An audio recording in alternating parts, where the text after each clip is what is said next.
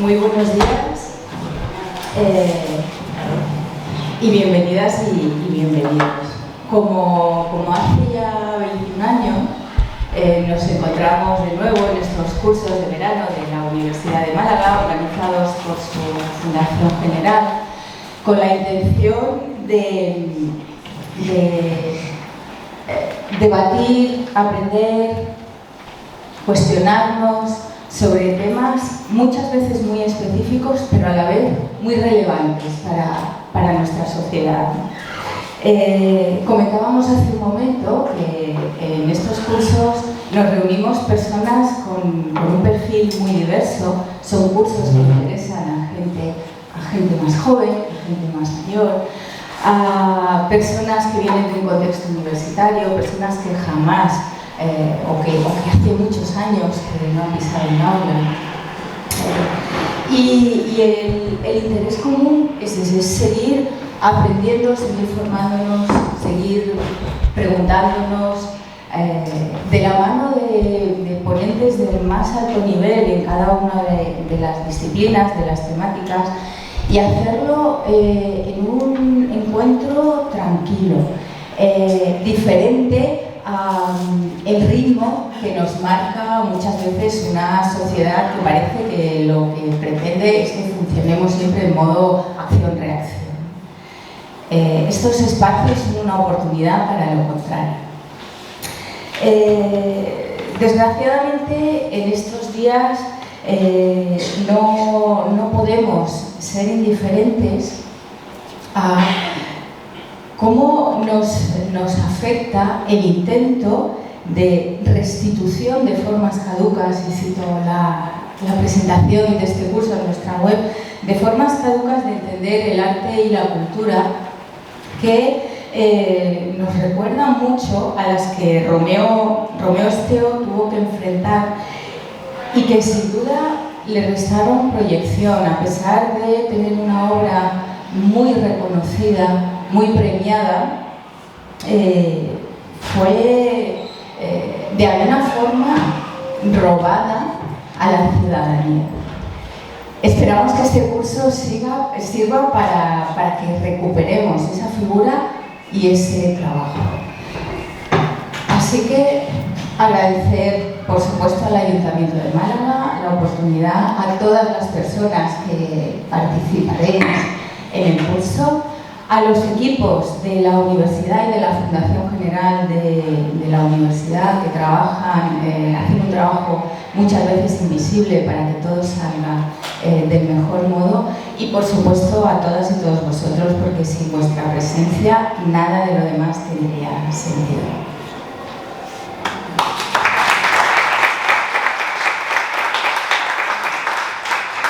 Bien, buenos días. Soy Rafael Terán, director del curso y presidente de la Asociación Miguel Romero Esteo. Esta asociación, pues hemos propuesto a la universidad en estos cursos de verano dos actividades.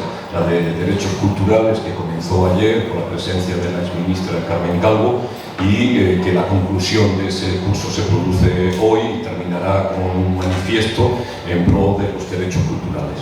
Y este segundo curso, que como sabéis, pues comenzamos y que tan solo va a durar las 5 horas de esta mañana, dedicado a la figura de Romero Esteo. Y Romero Esteo, hemos puesto de Romero Esteo disidente, y ahora hablaremos de ello. La estructura del curso, en lo que va a consistir, me vais a permitir que yo haga una pequeña presentación sobre la figura de Miguel, para aquellos que no le conozcáis en profundidad, aunque siendo malagueñas y malagueños seguro que todos o muchos de vosotros tenéis mucha referencia a su figura y lo que supuso para Málaga, y después vamos a comenzar una exposición. Fijaros que hemos cambiado el formato. Habitualmente las ponencias son unidireccionales y hemos modificado ese formato para hacerlo más dinámico, más variado, y los 4 ponentes van a estar durante el mismo tiempo hablando de cada uno de sus temas, porque van a estar siendo entrevistados por la periodista Inmaculada Jabato. Esa es la idea. Eso será hasta las 12. Digamos que va a ser la parte teórica del curso. Haremos un descanso y a las 12:30 en punto tiene que ser el punto, por lo que os cuento a continuación, pues empezamos a la parte práctica. Y en esa parte práctica vais a ver cómo se puede montar un texto de Romero Esteo, en concreto la obra Pasodoble. Es un fragmento. Entonces tenemos a una profesora que fue actriz del grupo Ditirambo, legendario grupo del teatro independiente español, que fue el primero en montar las obras de Miguel Romero Esteo y en concreto esta de Pasodoble. Las presentaciones personales ya las haremos en su momento. Ese trabajo práctico va a durar hasta las 2 y a las 2, hasta las 2:30, tal vez terminaremos un poco antes, depende de lo que dure, vais a tener la oportunidad de presenciar a un actor que va a interpretar varios fragmentos de la obra Tartessos. ¿Por qué hacemos esto? Porque durante la primera parte vamos a estar hablando bastante de las grotescomaquias, que son sus comedias, ¿no? Y toda la figura amplia de Miguel en las diferentes disciplinas que tocó. Pero los últimos años de Miguel se obsesionó y se dedicó todos esos años a trabajar sobre los reyes tartesios, sobre la civilización tartesia. Y todo su descubrimiento los encauzó por dos vías, los ensayos literarios y las obras de teatro. Entonces cambió de forma rotunda su poética, la cambió por completo. Y no os podéis ir de aquí sin escuchar esos textos, sin escuchar esos versos y ver la diferencia que se produjo. Por desgracia, sus tragedias, la gran mayoría, son 13, están inéditas. Solamente hay 3 textos de esas tragedias publicadas. Las otras 10, ahí estamos desde la asociación intentando por todos los medios conseguir editarlas, conseguir publicarlas. Pero de momento solo hay 3 textos y claro, están desconocidos. Y si venís a este curso tenéis al menos que escuchar esos textos y acabaremos a las 2:30. Bueno, pues muchísimas gracias. Ya solo nos queda declarar inaugurado el curso Romero Esteo, disidente.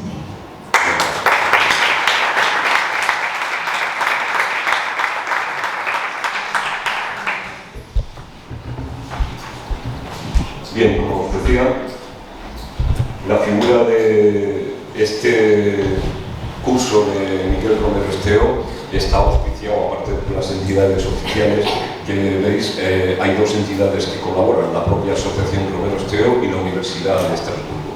La Universidad de Estrasburgo ha facilitado que su ponente, Caro Beguer, que ahora os hablaremos de ella, pueda estar hoy aquí interviniendo en este curso. Ya sabéis que el término disidente significa todo aquel que está en contra o difiere de lo establecido, ¿no? de las normas establecidas, de los hábitos comunes y todo eso. Y lo hemos titulado así, disidente, porque en definitiva, si os ponéis a pensar en la trayectoria de Miguel, fue una disidencia continua, absolutamente continua.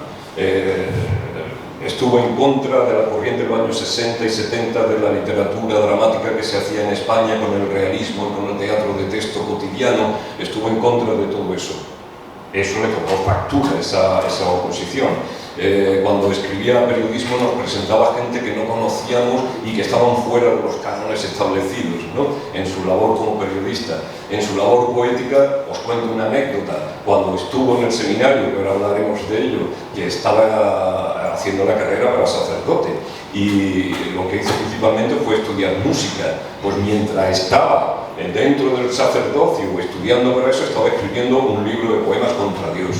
Es decir, si ahí no hay disidencia, después, cuando, fijaros, ya de mayor, cuando empieza con todo el tema tartesio y todo ese asunto, se pone en contra de las corrientes oficiales, ¿no? Es decir, de cómo se produce el origen de la cultura europea, pues todo el tema indoeuropeo y todo eso se lo carga, y él pone y plantea una tesis totalmente contraria, que casualmente, si estáis al tanto un poco de todos los restos, de todas las excavaciones arqueológicas que se están haciendo en Guareña, centro neurálgico de Badajoz y todo eso, pues todos los descubrimientos últimos, mira, parece que le están dando un poco la razón, no solo a él, a él y a otras personas que a través de las investigaciones que han hecho ya estaban planteando que todo el tema tartesio es autóctono y que esto no viene de Oriente. Entonces tuvo una actividad realmente cargada en la disidencia. Como antes os he comentado, pues tenemos a Carol Eger de la Universidad de Estrasburgo, la actriz Ana Fernández, Ramón Soto y N. Serrano Aguilar, que son quienes van a participar en este coloquio, entrevistados todos por la periodista Inmaculada Jabato, que hará las presentaciones correctas ahora a continuación. Y después, en la segunda parte, pues tendréis a Charo Amador, la actriz y profesora que fue de la RESAC, con el actor Javier Viana y la actriz Asun Mellón, que interpretarán los papeles de la obra Pasodoble. Y a cuento de esto os digo que tenéis aquí el libro Pasodoble, la edición de Pasodoble, que está acompañado de la obra El barco de papel, y tenéis otro libro que es Horror Vacui, la obra cumbre, digamos, del periodo de la grotescomaquia. Esta es una obra difícil, compleja, porque son 5 comedias ensartadas una dentro de otra, es difícil lectura, pero es la obra maestra del periodo de la grotescomaquia, del periodo de las comedias de Miguel, ¿no? Y esto, bueno, pues todos estos libros están a vuestra disposición, es un regalo de la Asociación Romero Esteo, así que los que queráis podéis disponer de los libros que necesitéis para ello. Cuando queráis los podéis coger en el intermedio o cuando os vengan. Muy brevemente voy a hacer un recorrido por la figura de Miguel, pero muy brevemente. Sabéis que nació en Montoro, en Córdoba. Se produjo la huida de niño porque Queipo de Llano ordenó el bombardeo sobre Montoro en la noche de Navidad, y justo en la víspera pues salió con toda la familia huyendo, siguió el niño huyendo de allá y recaló en Ciudad Real. Posteriormente, una vez finalizada la guerra, se instalaron, con todo perdido en Córdoba, se instalaron aquí en una casa por Pedregalejo, aquí en Málaga, donde se establece la residencia ya familiar, ¿no? Y esa casa ha sido de ellos, alquilada, siempre de alquiler, hasta que Miguel muere. Es decir, que toda la vida ha transcurrido ahí, salvando por supuesto los diferentes periplos suyos de estudio y de trabajo fuera de Málaga, ¿no? Como es en Andújar, donde él empezó a estudiar, porque los padres paules becaban a niños de familias pobres que no tenían recursos y todo eso, entonces le subvencionaron, digamos, o lo becaron para que hiciera el bachillerato en Andújar, y ya de ahí lo conectaron con el seminario. Por eso viene de que era algo bastante usual en aquella época, ¿no? Y entonces empezó a estudiar para el sacerdocio en el seminario, que es lo que le interesaba principalmente, era la música. Y a partir de ahí la música se vuelve una pieza esencial de todo su teatro, ya no solamente por las melodías o por las canciones, sino por algo más importante, que es que aplica las estructuras musicales, de composiciones musicales, a las obras de teatro. Y eso no lo había hecho nadie. Eso no lo había hecho nadie. Incluso la crítica de la época no supo ver eso, y le criticaron algo que era incorrecto por parte de la crítica, que era precisamente ese desconocimiento de cómo aplicar estructuras compositivas musicales a estructuras dramatúrgicas. Ese es el acierto. Estas piezas que vais a leer ahí, si os fijáis, cuando las leáis, veréis que responden a estructuras compositivas musicales. Pero bueno, esto ya los expertos van a hablar de todo ello. Pasó a Gijón durante un periodo corto en el norte, porque el padre se separó de la familia y él ya hizo su vida por el norte. Miguel estuvo por allí un poco, pues para, ya sabéis, aquello de la ausencia del padre, eso duró muy poco. Estuvo en Londres, donde estuvo estudiando idioma, después pasó a París, donde le tocó el mayo del 68, precisamente lo vivió allí, y recala ya en Madrid, que ya es el objetivo, donde va combinando su vida laboral, trabajando con los estudios, y entre las muchas carreras universitarias que estudió, pues las ciencias políticas y periodismo, en la que se licencia. Y empieza a trabajar en Madrid, empieza a trabajar en el Nuevo Diario. Y el Nuevo Diario, en donde se produce pues una serie, a través de 200 y pico artículos, de presentación de los grandes intelectuales que han terminado intelectuales, artistas, creativos, que han terminado conformando la base digamos, de nuestra cultura. La cultura que se sostiene desde los años, la década de los 70, pues está ahí, todo eso está ahí formado. Después que termina con el periodismo es cuando empieza con el teatro, y ya después por un tema trágico familiar en la que fallece un hermano suyo, pues él se tiene que volver para cuidar de su madre ya anciana y de una hermana que tenía enfermedades mentales. Entonces se viene para Málaga y al venirse a Málaga es cuando ya empieza a trabajar en la universidad con el asunto de... Uy, que se me olvidó pasaros todo esto. Bueno, con el asunto del taller de poesía, el taller de teatro, que es con sus inicios, y después ya se hace de profesor de sociología de la literatura en la universidad y tiene a bien pues dirigir, a propuesta del ayuntamiento, dirigir el Festival Internacional de Teatro, que ahora todo el mundo le añora y todo el mundo echa de menos aquel modelo de festival que en su momento, y hay que decirlo, fue muy criticado. Prueba de que afortunadamente la Málaga actual ha evolucionado mucho y ha mejorado muchísimo.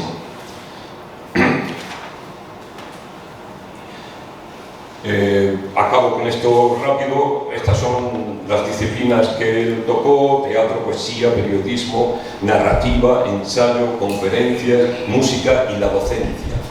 De todo esto, si nos seguís, pues seréis conocedores que la Asociación Romero Esteo en los otoños celebra siempre lo que denominamos Otoño Romero Esteo. Y esos otoños Romero Esteo están dedicados, cada uno de ellos, a una de esas disciplinas. Empezamos con la poesía, pasamos a la música, el anterior estuvo dedicado al ensayo literario y la investigación, y este próximo, que empieza el 23 de septiembre, fecha de su nacimiento, pues estará dedicado al periodismo. Y terminará el 29 de noviembre, que es fecha de su fallecimiento. Entonces, nacimiento y muerte coinciden con el otoño. Entonces, por eso lo hacemos en esa época y le denominamos el otoño Romero Esteo. Miguel ha tenido muchísimo reconocimiento, sobre todo institucional. Su teatro ha tenido un reconocimiento institucional importante. Este es el premio Consejo de Europa, que se le otorga en 1985 por su obra Tartessos, por la obra cumbre Tartessos. Recibió el Premio Nacional de Literatura Dramática en 2008. También recibió el premio Luis de Góngora, el premio Luis de Góngora de la Junta de Andalucía, entre muchos otros, en el mismo año, en el 2008. Os digo los más emblemáticos, los más importantes, los de mayor reconocimiento. Fue considerado hijo adoptivo de la provincia de Málaga, también lo ha sido de la ciudad de Málaga, y se le otorga la medalla de oro. Entonces, fijaros que tiene numerosos reconocimientos hasta su muerte, reconocimientos institucionales, y la gran pregunta es: ¿por qué no en el escenario? ¿Por qué no se representa, o se representa muy poco, a Romero Esteo? ¿Qué dificultades son las que entraña su teatro para que esté fuera del mercado y sus piezas no estén normalizadas? Esa es una pregunta que aquí hoy yo creo que va a quedar, o puede quedar, aclarada. Bien, pues con esto termino mi intervención así rápido. Os pido disculpas porque he sido una metralleta aquí disparando ideas, pero bueno, no soy yo el hombre aquí que tiene que hablar de Romero Esteo, son los expertos que están sobre la mesa y que van a estar moderados por Inmaculada Jabato, que supongo que la conocéis todos, ya periodista de una gran trayectoria, miembro también de la Asociación Romero Esteo y por lo tanto colaboradora habitual de las actividades que realizamos, y una persona experta en una cosa, que es precisamente las entrevistas personales. Entonces, por eso queríamos que ella fuese la que estuviese moderando y entrevistando a ella, porque es capaz de sacarle a cualquiera lo insospechado. Así que... Ya ves que cambiar la mesa de sitio, que estaba aquí, me cambiaron de colado. Bueno, pues os dejo ya con ellas y que...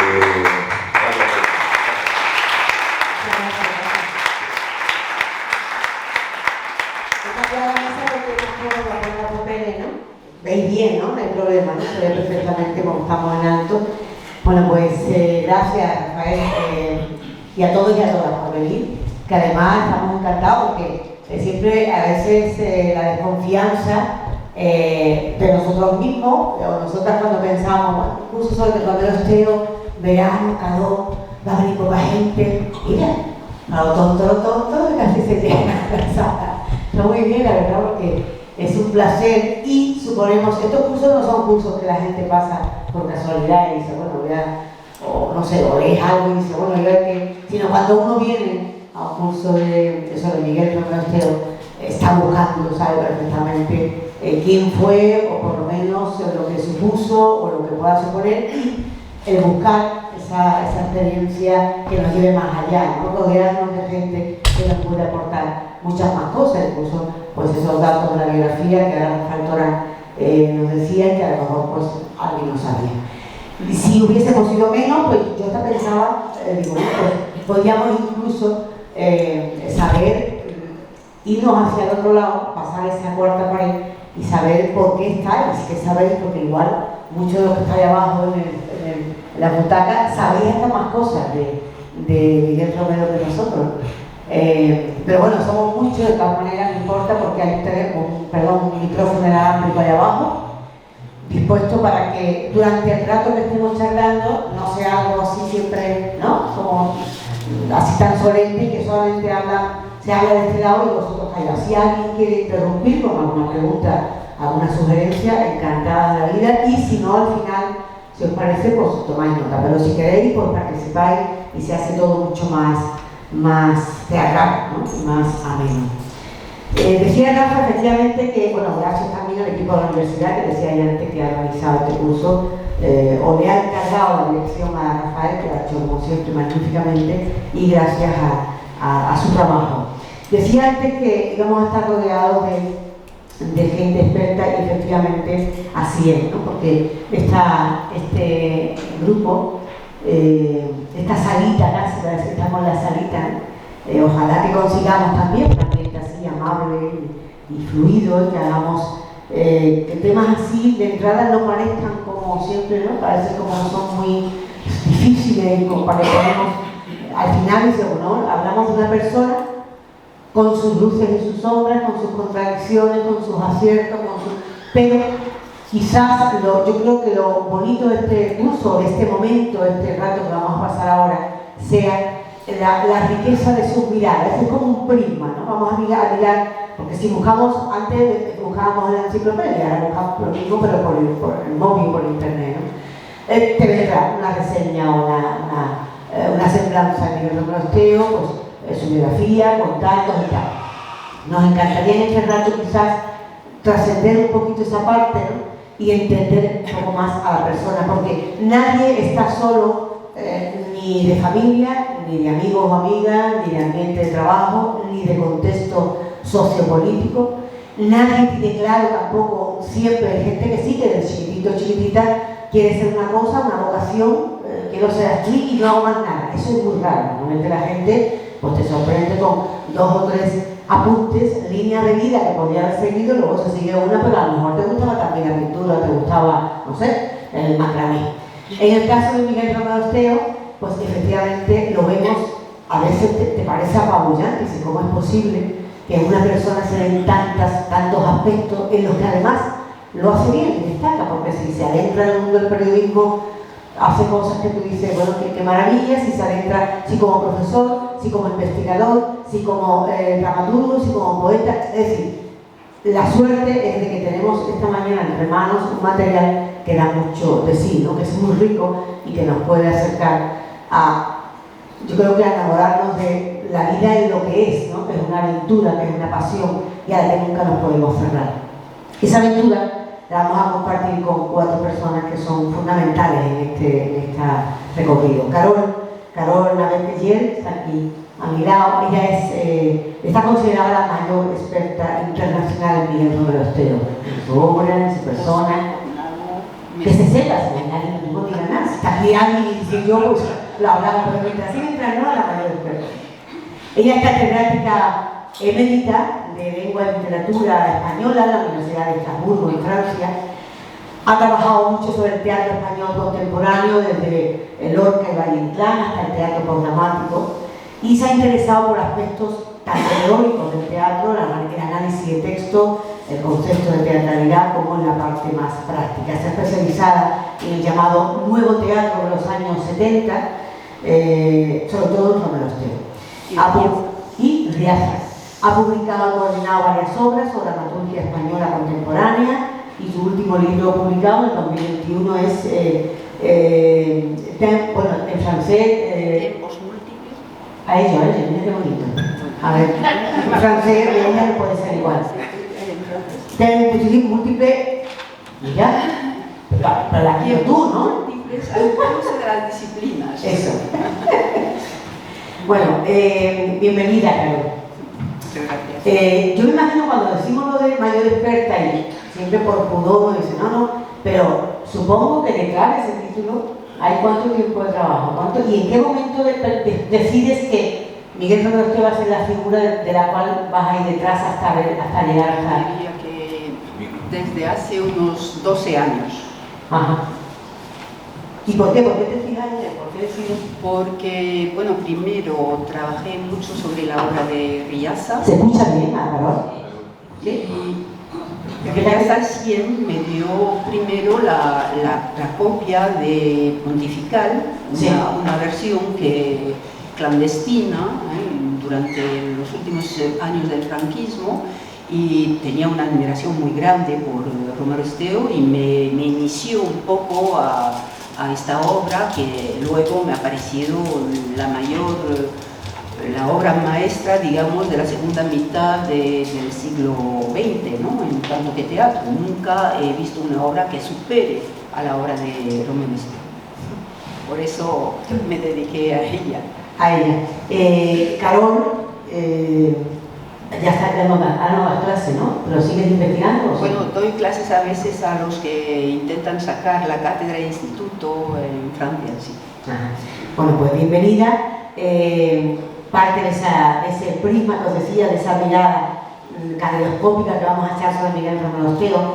Ella hablaba ahora de franquismo, y precisamente sobre ese contexto, sobre ese escenario donde Miguel pasa gran parte de su vida, va a ser la contribución de M. Serrano Aguilar.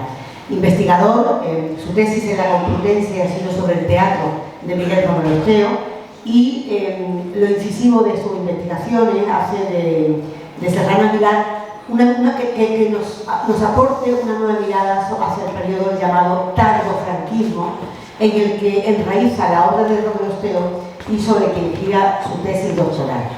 La teatralidad y el entorno virtual son temas relacionados con su trabajo. Bienvenido, perdón. Tú decías, hablaba ella del tardofranquismo, del contexto, ¿no? ¿Hasta qué punto es importante en Miguel la etapa? Hay mucha gente aquí, hay gente más joven, pero hay mucha gente también que ha conocido esa etapa. Antes ha dicho alguien, no sé, se ha hecho alusión a los tiempos tan difíciles, ahora tan convulsos, en el que no nos imaginábamos que tuviéramos que volver a hablar, ¿no? De esa etapa. Supongo que a lo largo de la mañana saldrán esas cosas, pero ¿hasta qué punto supone el Miguel? Pues, bueno, gracias por la presentación. Bueno, de entrada, la intervención directa que tiene el Estado sobre la producción cultural, ya directamente a través de la censura, ya eso influye muchísimo. No solo, lo estaba hablando esta mañana, no solo en los efectos que tiene, que en Miguel, pues en concreto sus obras son todas censuradas, de alguna manera o de otra, incluso las que llegan a poder escenificarse, siempre tienen corte, o incluso él se negaba a hacer esas modificaciones, no se llevaban a cabo las representaciones. Bueno, estos chavos supongo que lo tenían bastante más controlado. Porque le proponía, o sea, la censura era sobre los contenidos, sobre lo que decía. Sobre la obra, pues bueno, antes de la modificación de la ley, de la publicación de la ley de nueva norma cinematográfica del 63, antes de eso la censura, sí que la censura previa era obligatoria, pero después no. Lo que pasa es que eso al final lo que hacía era poner más presión sobre los creadores, porque tenían que autocensurarse mucho más, porque vale, sí, no me controlas de antemano, pero me vas a castigar igual si infringo las normas. Aunque en este caso Miguel, la verdad que bueno, le daba un poco igual, pero bueno, esto es una cosa que siempre que hablo con mis compañeros y compañeras del campo de investigación, siempre la censura, o bueno, cualquier control del Estado directo sobre la producción artística siempre tiene un efecto, incluso cuando dices que lo ignoras. Quiero decir, en el momento en el que dices que ignoras la censura, eres consciente de que está la censura. Claro. Es decir, posicionarte en contra de la censura es una posición política, que al fin y al cabo es lo que hace Miguel. Claro. Como que hubo, bueno, algunos socialrealistas criticaban mucho a los más, bueno, como Miguel, como el Riaza, ¿no? Que eran como más, tenían unos lenguajes más, no quiero decir más creativos, porque bueno, todo es más creación al fin y al cabo, pero sí que eran más aventurados, por decirlo así. También me he preocupado porque hay muchísimo escrito sobre eso, sobre si somos más creativos desde el sufrimiento, la carencia, la lucha, desgraciadamente. Y además, recuerdo, siempre se ponían ejemplos que yo me daba mucho coraje. Un Ramón, el profesor de literatura, también lo sabe cuando se dice que los mejores poemas, las mejores composiciones se hacen desde el desamor, ¿no? Has dejado, qué horror, que estoy sufriendo, ¿verdad? Cuando está uno, ¿no? Eso que se habla del estado de imbecilidad, de la felicidad, pues siempre se hace la comparación. O sea que en cualquier situación, el contexto está claro, cuando hay que luchar contra, se activa, ¿no? La energía creativa, y entonces pues no hay nada raro. Eso que ha pasado ahora es lo que queremos que pase constantemente, que se interactúen Carol, por supuesto Ramón Soto, es profesor de literatura, máster en estudios literarios, y es en la actualidad también uno de los mejores investigadores en dramaturgia y literatura no ficción. ¿Por qué no? Mira, eso me lo enseñó una vez a mí una colaboradora con yo que tenía en la radio, en una abuela, y entonces un día me dijo algo así, pues igual que ahora, me piropo, he piropeado y hice lo mismo que hemos hecho todos.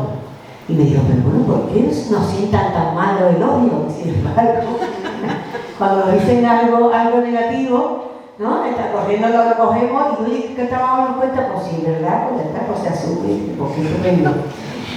Sus investigaciones la han llevado a distintos países, Estados Unidos, Inglaterra, Austria, y es experto en García Lorca y en Romero Esteo. Precisamente ese próximo otoño de Miguel, sobre Miguel y el periodismo con el Miguel Romero Esteo, que decía Rafael Torán, comentábamos esta mañana que es la parte que más Ramón ha desarrollado, trabajado, investigado en Miguel, la parte periodística, ¿no? Y supongo que, porque en todas esas facetas que decía yo, no sé si conocéis la obra, lo más opuesto podría ser la obra poética de Miguel. Cuando la lees dices, pero bueno, qué poema, qué barbaridad, ¿no? Y sin embargo ya te vas al periodismo, que es una cosa mucho más prosaica, que hablar dicho y tal, y aparece un pedazo de periodista.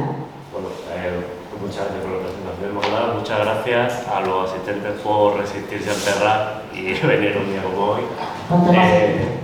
Realmente, Romero hace casi una labor de zapa como periodista, porque su formación viene eclesiástica, es decir, es egresado de la primera promoción de la Escuela de Periodismo de la Iglesia que funda Herrera Oria, un patrimonio vinculado a Málaga. Y sus primeras prácticas la hace cuando está trabajando como cocinero en Torrejón, que son graciosísimas, por cierto. A ver, en algún momento puede salir a... Y a partir de ahí entra a trabajar para el Gabinete de Información y Prensa. Dicen que cerca de Carrero Blanco, pero probablemente el trabajo fuera más administrativo que otra cuestión. Y consigue un puesto en Nuevo Diario, donde se le ofrece una colaboración semanal que al principio le abruma, de hecho en carta a Lázaro Carretera, en este caso sacamos cita y demás, que le abruma pero que afronta con la intención de traer a España pensadores y artistas que no se conocen porque no están traducidos. De hecho, esto sí me gustaría leerlo. Pérez Estrada, que también es bastante conocido aquí, le dice en carta por aquí lo tengo. Se queda en tu única manera de escribir, está hablando sobre las críticas del Nuevo Diario, y se indigna por la falta de traducción de los autores que tan interesantemente presentas. Muchos de esos autores todavía siguen sin traducir. Es decir, simplemente voy a limitarme al año 71, que es cuando comienza el Nuevo Diario.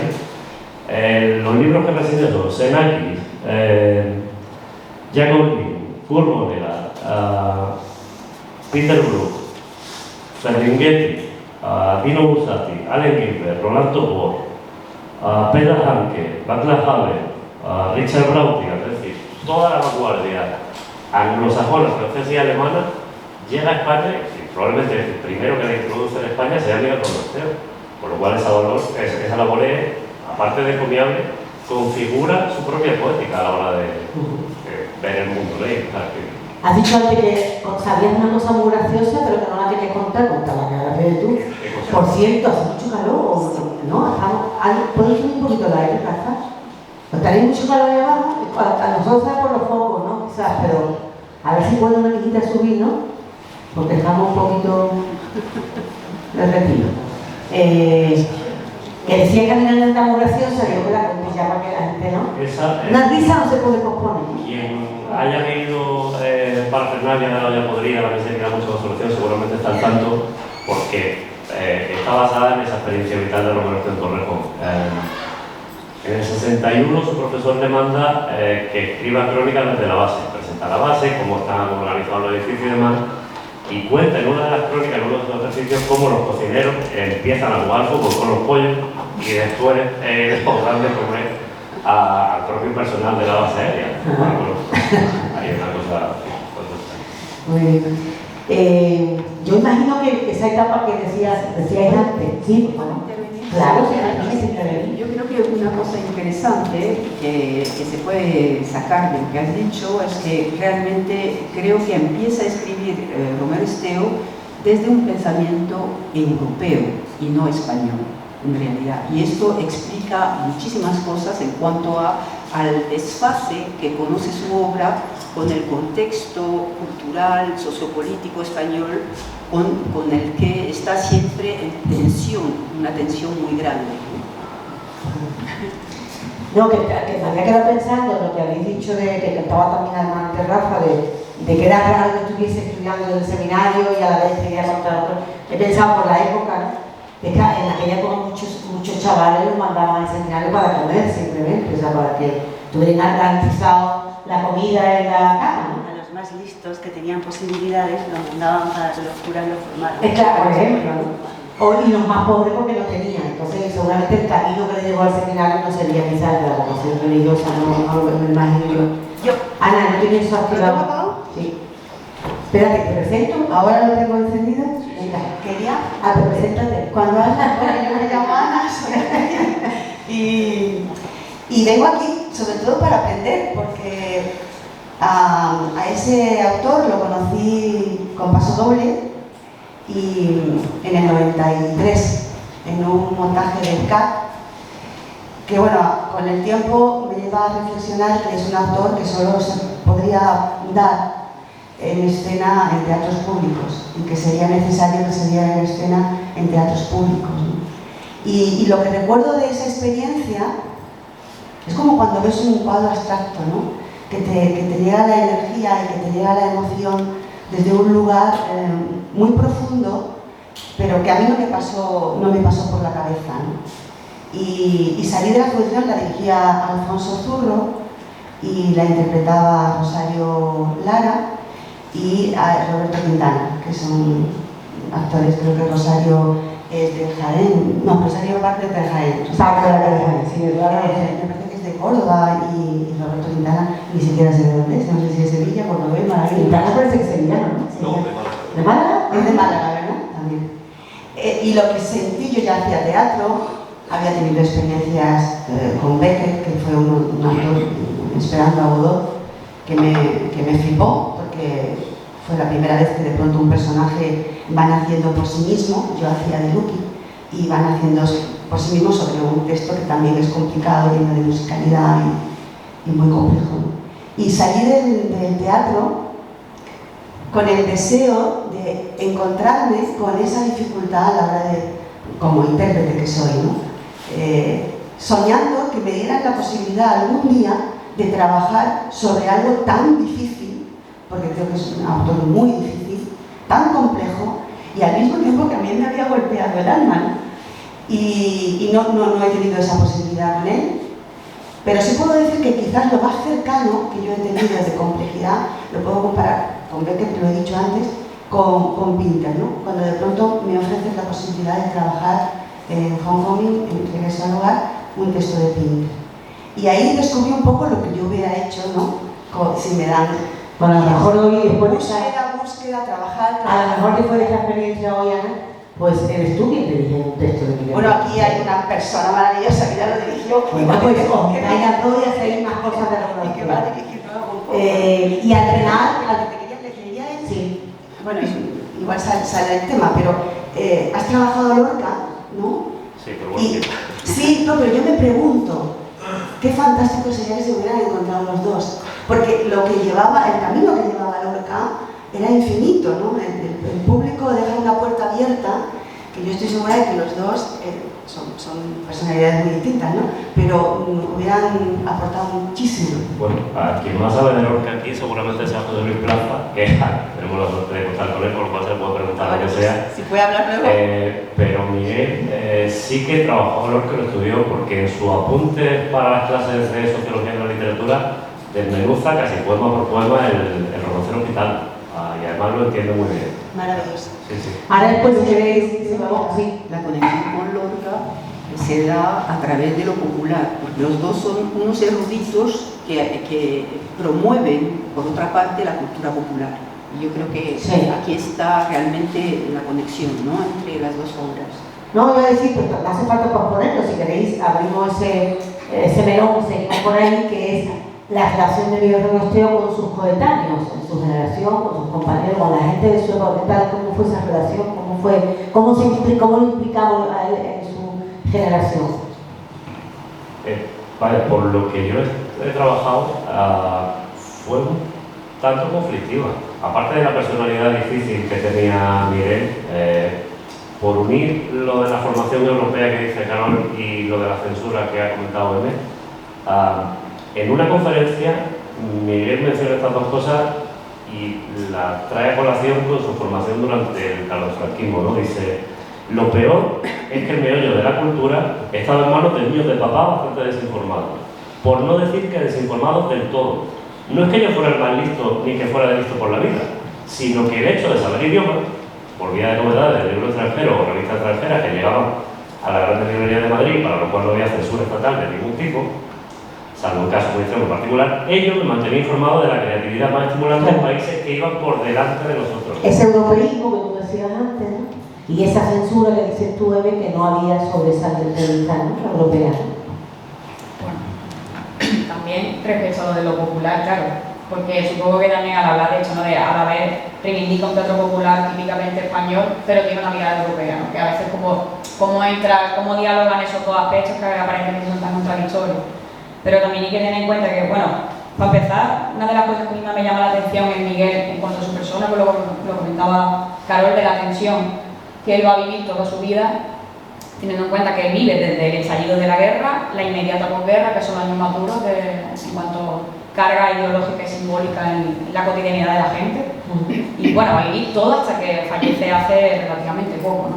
Entonces eso genera, a mi entender, lo comentaba ayer con Ana, una tensión incluso que él probablemente incorpora partes de esa vida, y quizá toda su vida incluso es una lucha contra eso también, ¿no? Intentar deshacerte de eso que hay inscrito dentro. Y esto no sé qué pensáis, ¿no?, pero la relación un poco con eso es porque el franquismo elabora un discurso y un mapa simbólico muy complejo, pero también con una finalidad muy clara, ¿no?, que mantener ciertas ideas sobre el Estado, sobre la religión y tal, y una de ellas es la tensión que tienen entre lo popular, que lo tratan de una manera folclórica, pero un anticasticismo, porque claro, para ellos todo lo que es caótico, todo lo que no es claro, eso tiene que ser muy controlado. Y Miguel ve ahí una fuerza revulsiva impresionante, ¿no? Pues entonces el lenguaje chabacano, los chistes sucios que se hacen en la calle, todo eso tiene un poder revulsivo porque además estaba estrictamente controlado. Y estaba ¿Pero un poder revulsivo en qué sentido? ¿Que no le gustaba? Claro, que no, a él sí, a él le encantaría, claro. Por desgracia no lo conocí, que eso me da un poco como de impresión hablar delante de gente que lo conoció, ¿no? Pero yo me imagino que a él le encantaría. Bueno, de hecho su poema, ¿no?, Contra Dios, está lleno de bueno, pero yo en cambio, no sé, lo de soez y chabacano no solo veo yo, quizás cuando habéis dicho antes lo de Lorca y tal, que es un dechado en lo popular, Lorca en ningún momento roza, lo castizo, los chavales. De hecho, se me ocurre otro nombre que también es de ese momento, digo, hablando de Lorca, acordaros de Rafael de León, que la lucha de mucha gente era que Rafael de León, por su vocabulario, era más cercano al popular y tenía menos categoría poética que lógica en el sentido de eso, ¿no? Pero volviendo al día de Romero Esteo, yo creo que quizás en el estado popular y tal, pero yo no diría ni siquiera en sus poemas esa parte más, ¿no? Claro, ¿cómo lo ves? Bueno, yo no creo que Romero Esteo utilice muchas expresiones soeces ni nada de esto, ¿no? Lo popular para mí tiene una gran virtud en su obra, es lo que impide que el discurso se desconecte de lo real, ¿no? Va a ir en contra de los abstractismos abstrusos del lenguaje cartesiano. ¿Abstractismo abstruso? De las abstracciones del lenguaje cartesiano contra el que arremete constantemente. Bueno, es una cosa que ya viene de finales del siglo XIX, ¿no? Y que ha ido ahondando a lo largo del siglo XX, ¿no? O sea, ir en contra del logos, del carácter todopoderoso de la razón, ¿no? Todo esto se pone en tela de juicio y yo creo que Oscar ha mostrado muy bien que se pone en tela de juicio a partir precisamente de la recuperación de lo sagrado, ¿no? Lo sagrado es lo que va en contra de la razón, precisamente, ¿no? Y yo creo que en Romero Esteo lo popular es precisamente también lo que impide que la razón se empieza a volar, como dice, de abstracción en abstracción, sí. Acaba por perder la razón. Eso lo dice. Yo creo que por eso siempre le da esa carga popular a su lenguaje. Y yo creo una forma de tomar tierra, poner los pies sobre tierra. Exactamente, y lo da tanto en las brusdecomaquias como en las tragedias, porque también en las tragedias hay este soplo popular que infunde la dinámica de... Sin embargo, Carol, el concepto de la locura planea mucho sobre la obra de figura de Romero Esteo. Es decir, que la crítica... Quisiera acaparar la palabra, pero tengo mucho que decir sobre la locura. Pues pero tú hizo lo Bueno, yo me encontré hace poco con una obra que me ha hecho reflexionar mucho, que es la de Alessandro Barrico, que se llama The Game, ¿no? Donde reflexiona sobre lo que es un enlace hipertexto. Y dice que estamos asistiendo a una verdadera revolución mental. La revolución mental es la siguiente. Nuestro pensamiento cartesiano siempre nos ha obligado de alguna manera a reflexionar de lo más pequeño a lo más grande, de la derecha, de la izquierda hasta la derecha, ordenando nuestra aprehensión del mundo. El enlace hipertexto hace todo lo contrario, es decir, que se hace desde múltiples visiones, ¿no? Y entonces cuando navegamos, ¿no? Pues encontramos estas especies de conflagraciones semánticas que yo encuentro en la obra de Romero Esteo, porque efectivamente Romero Esteo ha digerido, lo estuvimos hablando ayer con Ramón, ha digerido la obra de Edgar Morin, que habla de la complejidad y de la necesidad de que todos los estratos de la realidad se mezclen para dar cuenta de esta realidad, porque si no, nos quedamos un poco fuera, ¿no? Entonces lo biológico, lo físico, lo filosófico, lo metafísico, etcétera, se tiene que mezclar. Y es precisamente lo que hace Romero Esteo, es decir, que tiene un pensamiento arborescente, como si fuera un enlace hipertexto, que nos da de vez en cuando unas chispas así semánticas que conecta con nuestra propia realidad. Y es lo que experimentamos. Te reconoces en él, sí. Que al fin y al cabo es lo que hace universal, ¿no? A alguien, ¿no? Que lo que algo sea personal se debe para que todo el mundo lo sienta igual, es lo que le da la universalidad. Entonces, creo que la locura está en esto, está en desprenderse precisamente de este mecanismo cartesiano que nos obliga a seguir una linealidad. Él no sigue ninguna linealidad, ninguna lógica de causa-efecto. Está, bueno, tiene tiene un pensamiento que explota en mil chispas distintas, y es la sensación que nos da al leer sus obras, ¿no? O que le ha dado a mucha crítica, muchos de los críticos, ¿no?, que han entrado por ahí han subrayado ese aspecto. Una creación, como decía, el primero en hablar de Romero Esteo, en el 78 me parece que escribió su Historia de la Literatura Francisco Ruiz Ramón. El capítulo era un teatro en libertad. Y yo creo que lo propio de Romero Esteo es, como decía él hace un momento, no le preocupaba la censura, no le preocupaba, en realidad se burla de todo, porque él crea en toda libertad. Sí, pero es bonito el matiz que ha sugerido M, que dice, no le importaba, pero sabía que existía. Yo creo que la conciencia, ¿no?, es lo que hace que Miguel sea un hombre culto, comprometido. Quiero decir que no es un... ¿no?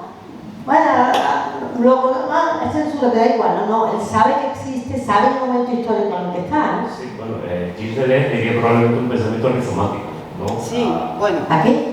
A la manera de concebir la realidad de Miguel. Y un par de apuntes al hilo de lo popular que ha dicho Carol. En carta a Lázaro Carreter, cuando está hablando sobre su colaboración en prensa, aparte de que se queja, no le pagan y demás, dice, porque lo que a mí me va es escribir en espontáneo disoluto y no ir quintaesenciando en la buena redacción informativo-académica, en sufragio de la buena prosa bien prosada y en sufragio de las benditas ánimas del purgatorio. Lo dice mucho mejor que yo.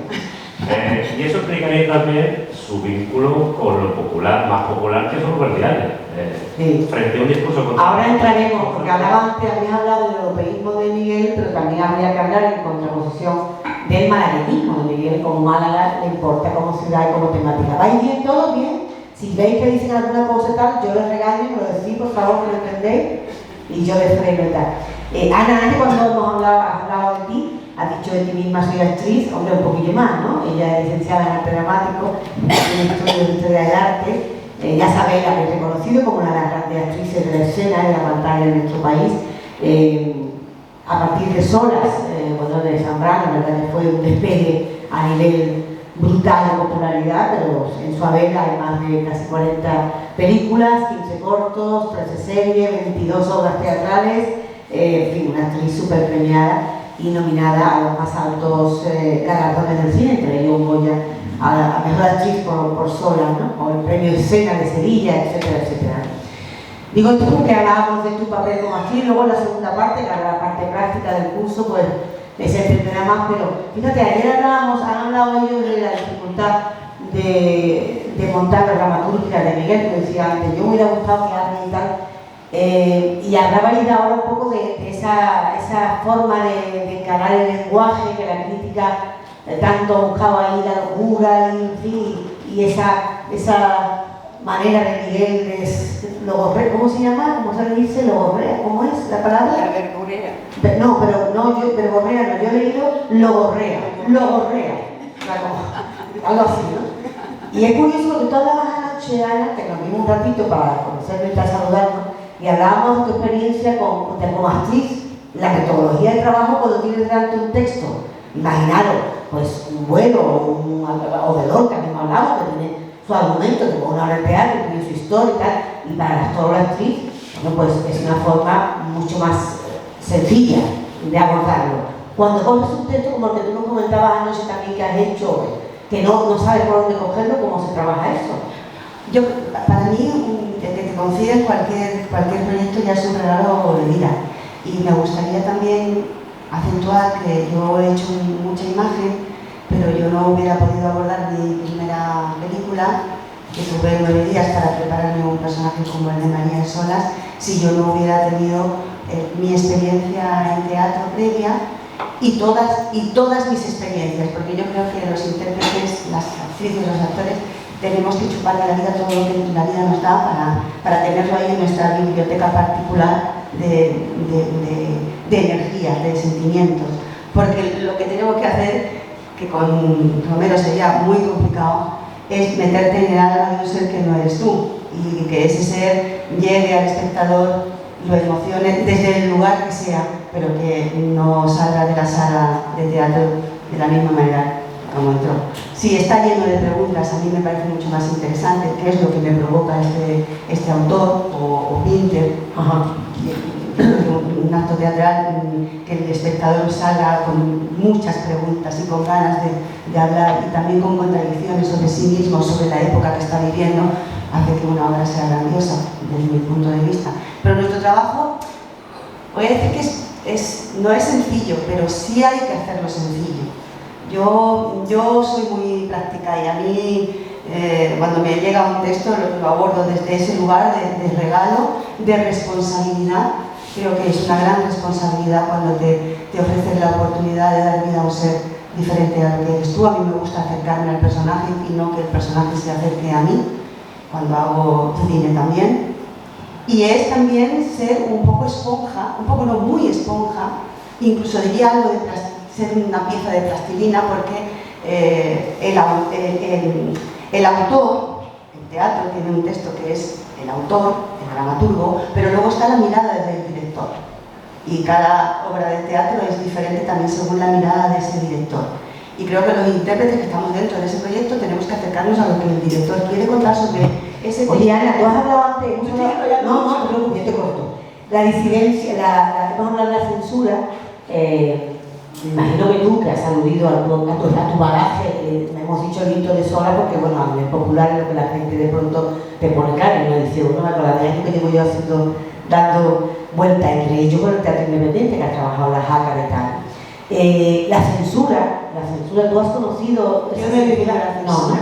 No, parece que la voy a vivir, que la estoy viviendo. No la voy a vivir para nada. Bueno, ya la vamos a vivir. Ya tengo 4 obras. No la vamos a vivir, por favor, no veis, porque después dice que lo que se crece es un género. Bueno, si 4 obras están censuradas, los artistas estamos viviendo la censura ya. Porque que una sola obra sea censurada ya nos están censurando. Claro, por eso lo digo, espero que no continúe, que lo paremos a tiempo. Pero hablaba de esa censura a nivel de él como autor. Claro, pero mira lo que comenta, ¿no? En el momento en el que aparece una o dos obras, ya posiciona a toda la gente que está en el mapa cultural, en el sentido de que aunque solo suceda en una región y suceda con 4 obras, no importa, ya genera una reacción. Que por eso yo decía que el hecho de que exista la censura ya le sitúa a él, a Miguel, en la posición de que crear sin tener en cuenta la censura es una posición ante la censura. Claro. En realidad. Igual que la de Güero, crear esquivando a la censura, o sea, conseguir estrenar sus obras con su punto de vista, que era antifranquista, pero y Sartre no, tenía otra posición distinta. Pero ¿Cómo fue el compromiso político de Miguel? ¿Qué lo percibís más? ¿En su obra, en sus escritos, en sus ensayos, en sus artículos? Bueno, hay que mirar. En su irreverencia, en su disidencia. Fue un poco contra todo. O sea, un autor muy antisistema, es decir, lo que más le... ¿En qué partido militaría hoy? En ninguno. Pero bueno, sí que tiene un texto donde después de una elección andaluza apoya a Escudero. Pero creo que es más por decirlo con Güero, por el realismo. Para andalucista, ¿no? Para andalucista, porque Rafael Escudero, un presidente de la Junta, era del partido andalucista. Entonces Miguel, que era muy reivindicativo de Andalucía, de Málaga y tal, pues por ahí vendría quizás, porque en aquel momento fue un revulsivo tomar conciencia de los andaluces y a nuestra administración. Si puedo dar mi parecer, por favor. A veces yo no creo que la obra de Miguel tenga tanto contenido sociopolítico. Yo creo que tiene un contenido más bien antropológico. Desde las protestomaquias, bueno, es cierto que aquí se nota más la agresividad, la sátira hacia el régimen, hacia la figura del poder y todo eso. Pero en el fondo, lo que se pone en escena son las pasiones humanas, es la condición humana irrisoria y trágica, desde las protestomaquias. Y esto no ha cambiado en las tragedias. Y por eso creo que esta obra tiene ese peso antropológico más que sociopolítico. ¿Qué decir? Venga, ¿verdad? Bueno, respecto a lo otro, creo que en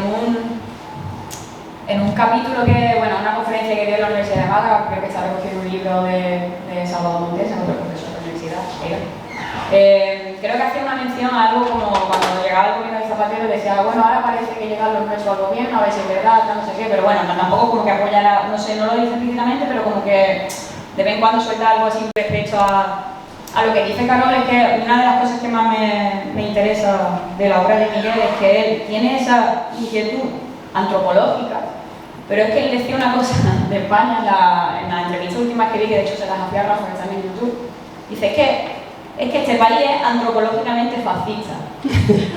Entonces, claro, pero a mí eso yo decía, ¿han entendido la cosa? Yo no lo creo. Pero a mí me hacía mucha gracia. ¿No? A mí, pero me parece curioso porque... Yo creo que mataron a los que no eran, que este país quedaron muchos fascistas porque mataron a los que no lo eran. Sí, sí. Y por ahí hay un lastre, pero yo no creo que sea. Hay un vacío por otro lado. Pero creo que, o sea, independientemente de estar de acuerdo o no con él, creo que a mí lo que más me suscita, la reflexión que me suscitaba esa frase que decía así, además, que era como un poco a mala leche, era que, claro, por lo que decía nuestra trayectoria vital que él tiene, es que en realidad cuando él está creando esas obras de teatro, ¿no?, en la que se ven los deseos, las pulsiones y tal, está creando eso en un sistema que, en un entorno social que sistemáticamente reprime eso. Entonces, claro, es una crítica, sí, que está planteando esa visión humana, pero es que al mismo tiempo esa visión humana, en el contexto en el que él la escribe, es profundamente revulsiva y política, en el sentido de estar dialogando directamente con esa realidad, porque si está poniendo en escena una ceremonia que tiene resonancias católicas, evidentemente es política. Si está poniendo en escena una marcha con un himno que tiene ciertas notas, ciertos acordes que se pueden asemejar al himno español, quiero decir, él es consciente de que está rodeado de un mapa de símbolos que le están diciendo cómo tiene que vivir la vida y los pone en revulsión.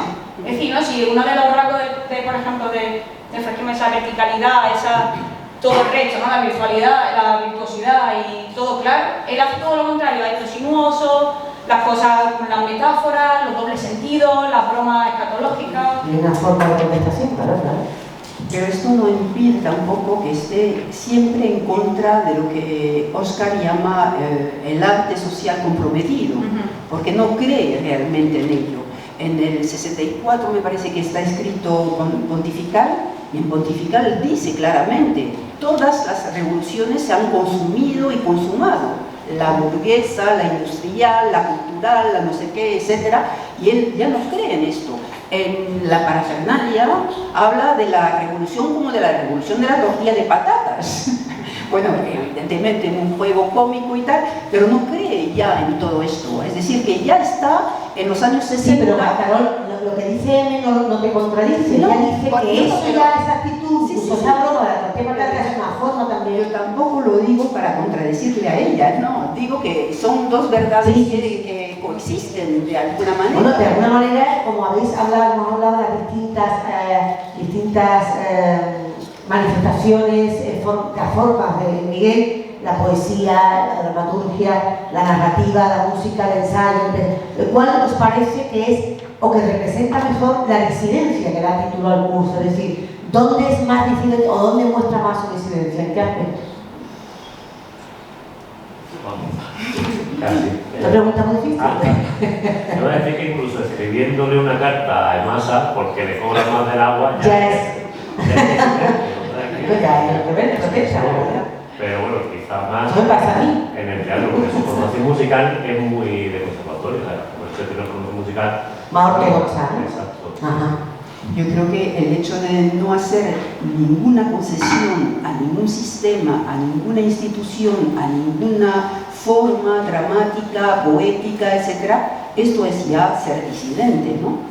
Y es lo que hace como fíjate que además los artistas, Ana, yo leí un artículo de alguien que hablaba sobre ahora mucha gente mira el mundo de la cultura, ¿no?, de la profesión, porque estamos en unos tiempos, como hemos dicho, en los que parece que nos querían tambalear los cimientos de la democracia y tal, y la gente está como dispuesta a contestar a eso, ¿no? Y se hablaba de la clase artística y parece como que los artistas en general, la cultura, tiene que ser siempre progresista o izquierda, y sabemos todo y todas que no es verdad.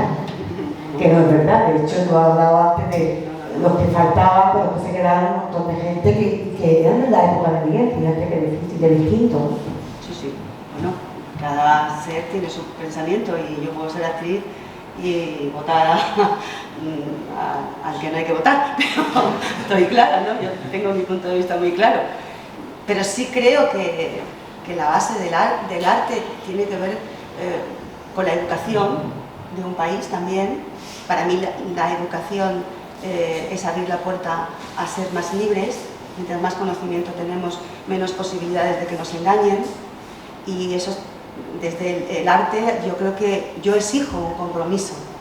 O sea, yo como artista me meto en proyectos porque yo creo en el proyecto y creo en lo que se quiere contar con ese proyecto. Claro. No sé, nunca me metería en una película que valora el nazismo, el fascismo.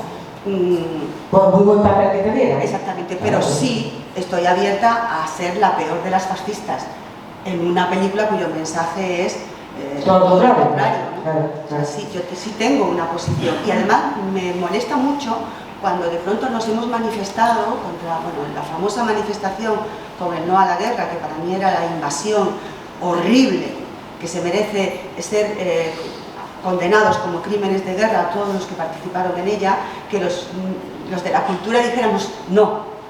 Entonces, ¿por qué no puedo manifestarme yo como ciudadana siendo actriz? Estoy en mi pleno derecho de hacerlo. Claro. Y si tenemos una voz pública, ¿por qué no hacerlo también? ¿Por qué no aprovecharla? ¿Por qué no aprovecharla? ¿Y cómo es esa relación de Miguel Romero Esteban? Ha dicho antes Rafael, fue muy reconocido, muy no sabemos, porque claro, con todas las cualidades que tiene se podía haber dado muchas más cosas. Pero es verdad, a nivel institucional también es verdad que estaba el gobierno aquí de Pedro París, si no recuerdo mal, ¿no? Cuando digo privilegio y todo eso. Era un gobierno, ¿no?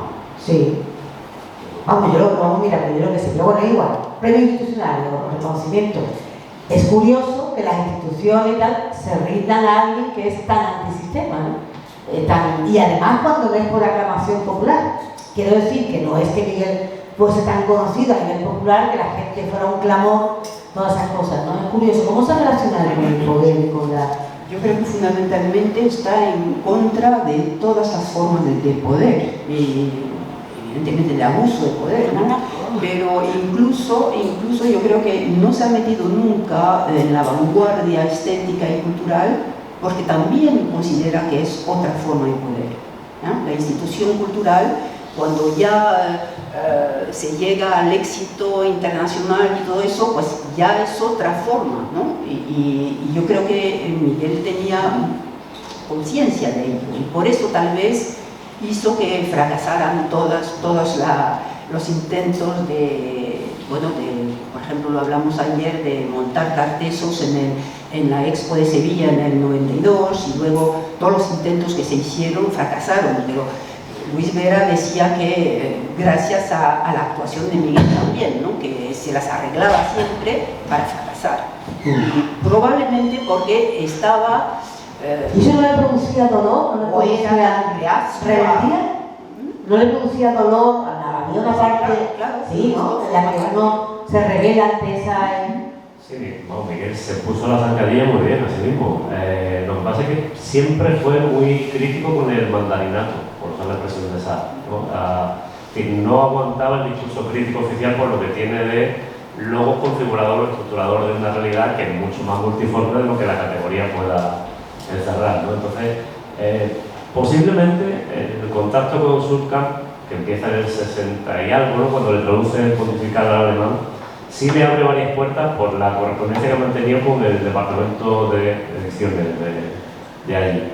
Y está la cuestión del Nobel, que probablemente dentro de 10 años sepamos, porque se abren los archivos, quiénes son los valedores que proponen a Romero Esteban para el Nobel, si como efectivamente Tarteso estaba en la Academia Sueca. Sí, porque sabéis que estuvo propuesto para el Nobel. A mí me sorprende mucho un dramaturgo que no ¿sabes? Que lo haga tan difícil el teatro, ¿no? Bueno, es conocida la declaración en una entrevista donde dice, bueno, el censor decía, no, su obra no está prohibida, que está prohibido de usted, como persona. Entonces, parece que el mundo institucional siempre fue reticente, al menos de la cultura oficial española, fue muy reticente a Romero Esteban. Hablamos ayer también que tuvo un encontronazo con Arotele bastante fuerte. Enrique Arotele. O sea que por ahí siempre estuvo chocando con la cultura audiovisual oficial. Bueno, creo que eso lo creemos.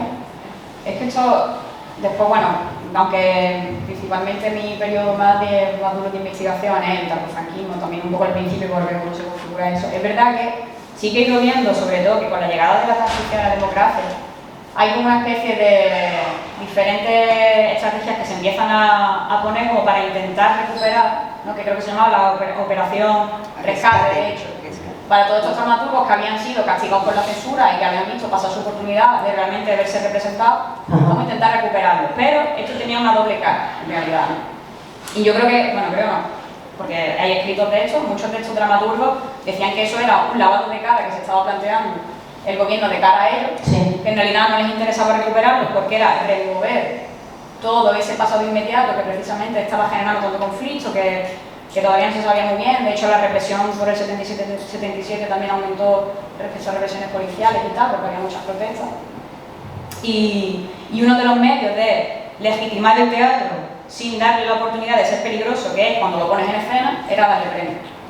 Vale, te reconocemos tu labor, reconocemos tu importancia, pero al fin y al cabo lo que estamos hablando, ¿por qué no ha sido representado a pesar de ser premiado? Alberto Miralles decía... Sí, una forma también de una crítica negativa, o sea que, mira, como tú has dicho, claro, pero si no, te damos premio y tal, pero no te monta, la verdad que es malo, o sea que no te quiere, claro, es una forma muy perversa. Exacto, esa es mi valencia de, o sea, estoy reconociendo mi valor, pero no me ponía en escena. Y pues Miralles decía, es la generación más premiada de la historia y la menos representada. Qué fuerte, qué perversión más grande. Y en una, claro, y de hecho, y también es cierto que esto lo dicen compañeros, coetáneos, por decirlo así, de Miguel, ¿no? Porque tenía esta relación un poco, claro, pero lo que comenta Carol, de él no he visto yo una reflexión directa sobre esto, pero sí que da alguna vuelta alrededor de esa reflexión. Y yo creo que el no comentarlo era su posición ante eso, en plan, es que ni voy a hablar de esto.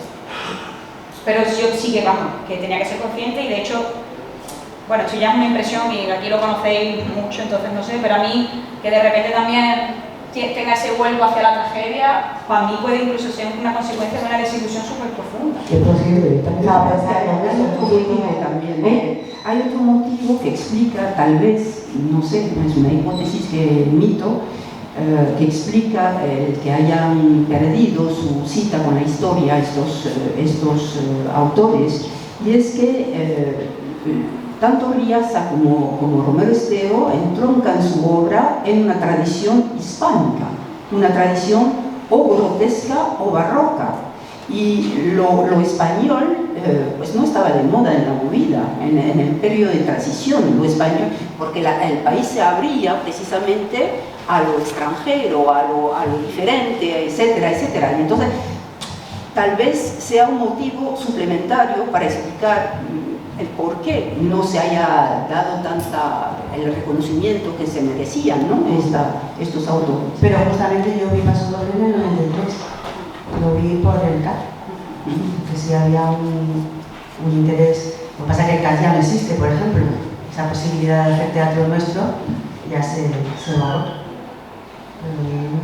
Hemos hablado antes de Sola, yo no veo muy bien de lejos, pero está el autor de la banda sonora, ¿no? De Sola, mira, tengo que leer, yo lo he visto al digo, llevar. Y después tú dices Sola, Ana, que veo Zambrano. Gracias.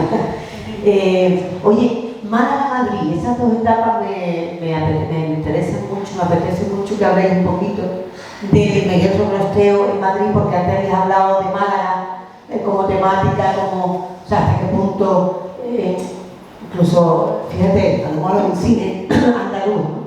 Hasta qué punto nos marca, ¿no? Donde vivimos, la ciudad donde estamos, el contexto donde las tradiciones, las costumbres, los verbiales, la música, en fin.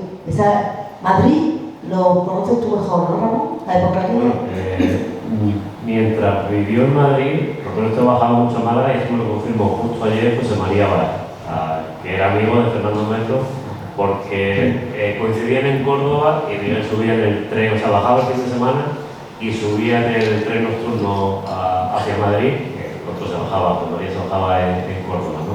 Realmente nunca dejó de estar presente y bueno, no sé hasta qué punto también afecta a su producción por dos Él en Madrid trabajó como administrativo. Sí, trabajó para el Ministerio de Información y Prensa. Yo creo que el trabajo más... ¿Cuántos artistas hay metido en un funcionario? Martínez Mediero dice en sus memorias que tenía correspondencia directa al despacho Carrero Blanco, pero bueno, a mí me cuesta creerlo, sobre todo porque la extracción humilde que tenía, no estaba vinculado a ningún sector poderoso, ¿no? Entonces ahí es más difícil verlo.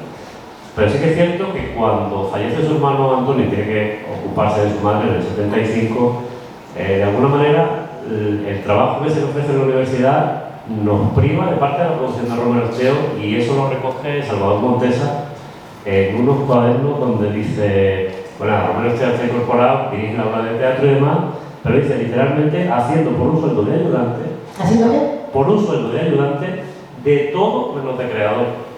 Claro. Entonces, bueno, es verdad que a partir de ahí empieza una etapa de gestor cultural, ¿no? En la obra de teatro, Tiene que vivir con eso. la dirección del Festival Internacional, pero eso nos ha privado posiblemente de Romero Esteo, por otra parte, la razón, bueno, que eso también sería cuestión para tratarlo aparte porque escribió muchísimo, ¿no? Pero hay algo ahí que se ha perdido, o sea, la universidad lo contrata en principio como creador. O sea, el reconocimiento es como creador, y cuando llega aquí, la primera actividad pública son conferencias en torno a la vanguardia histórica, a pesar de que les cree mucho de la memoria histórica, ¿no?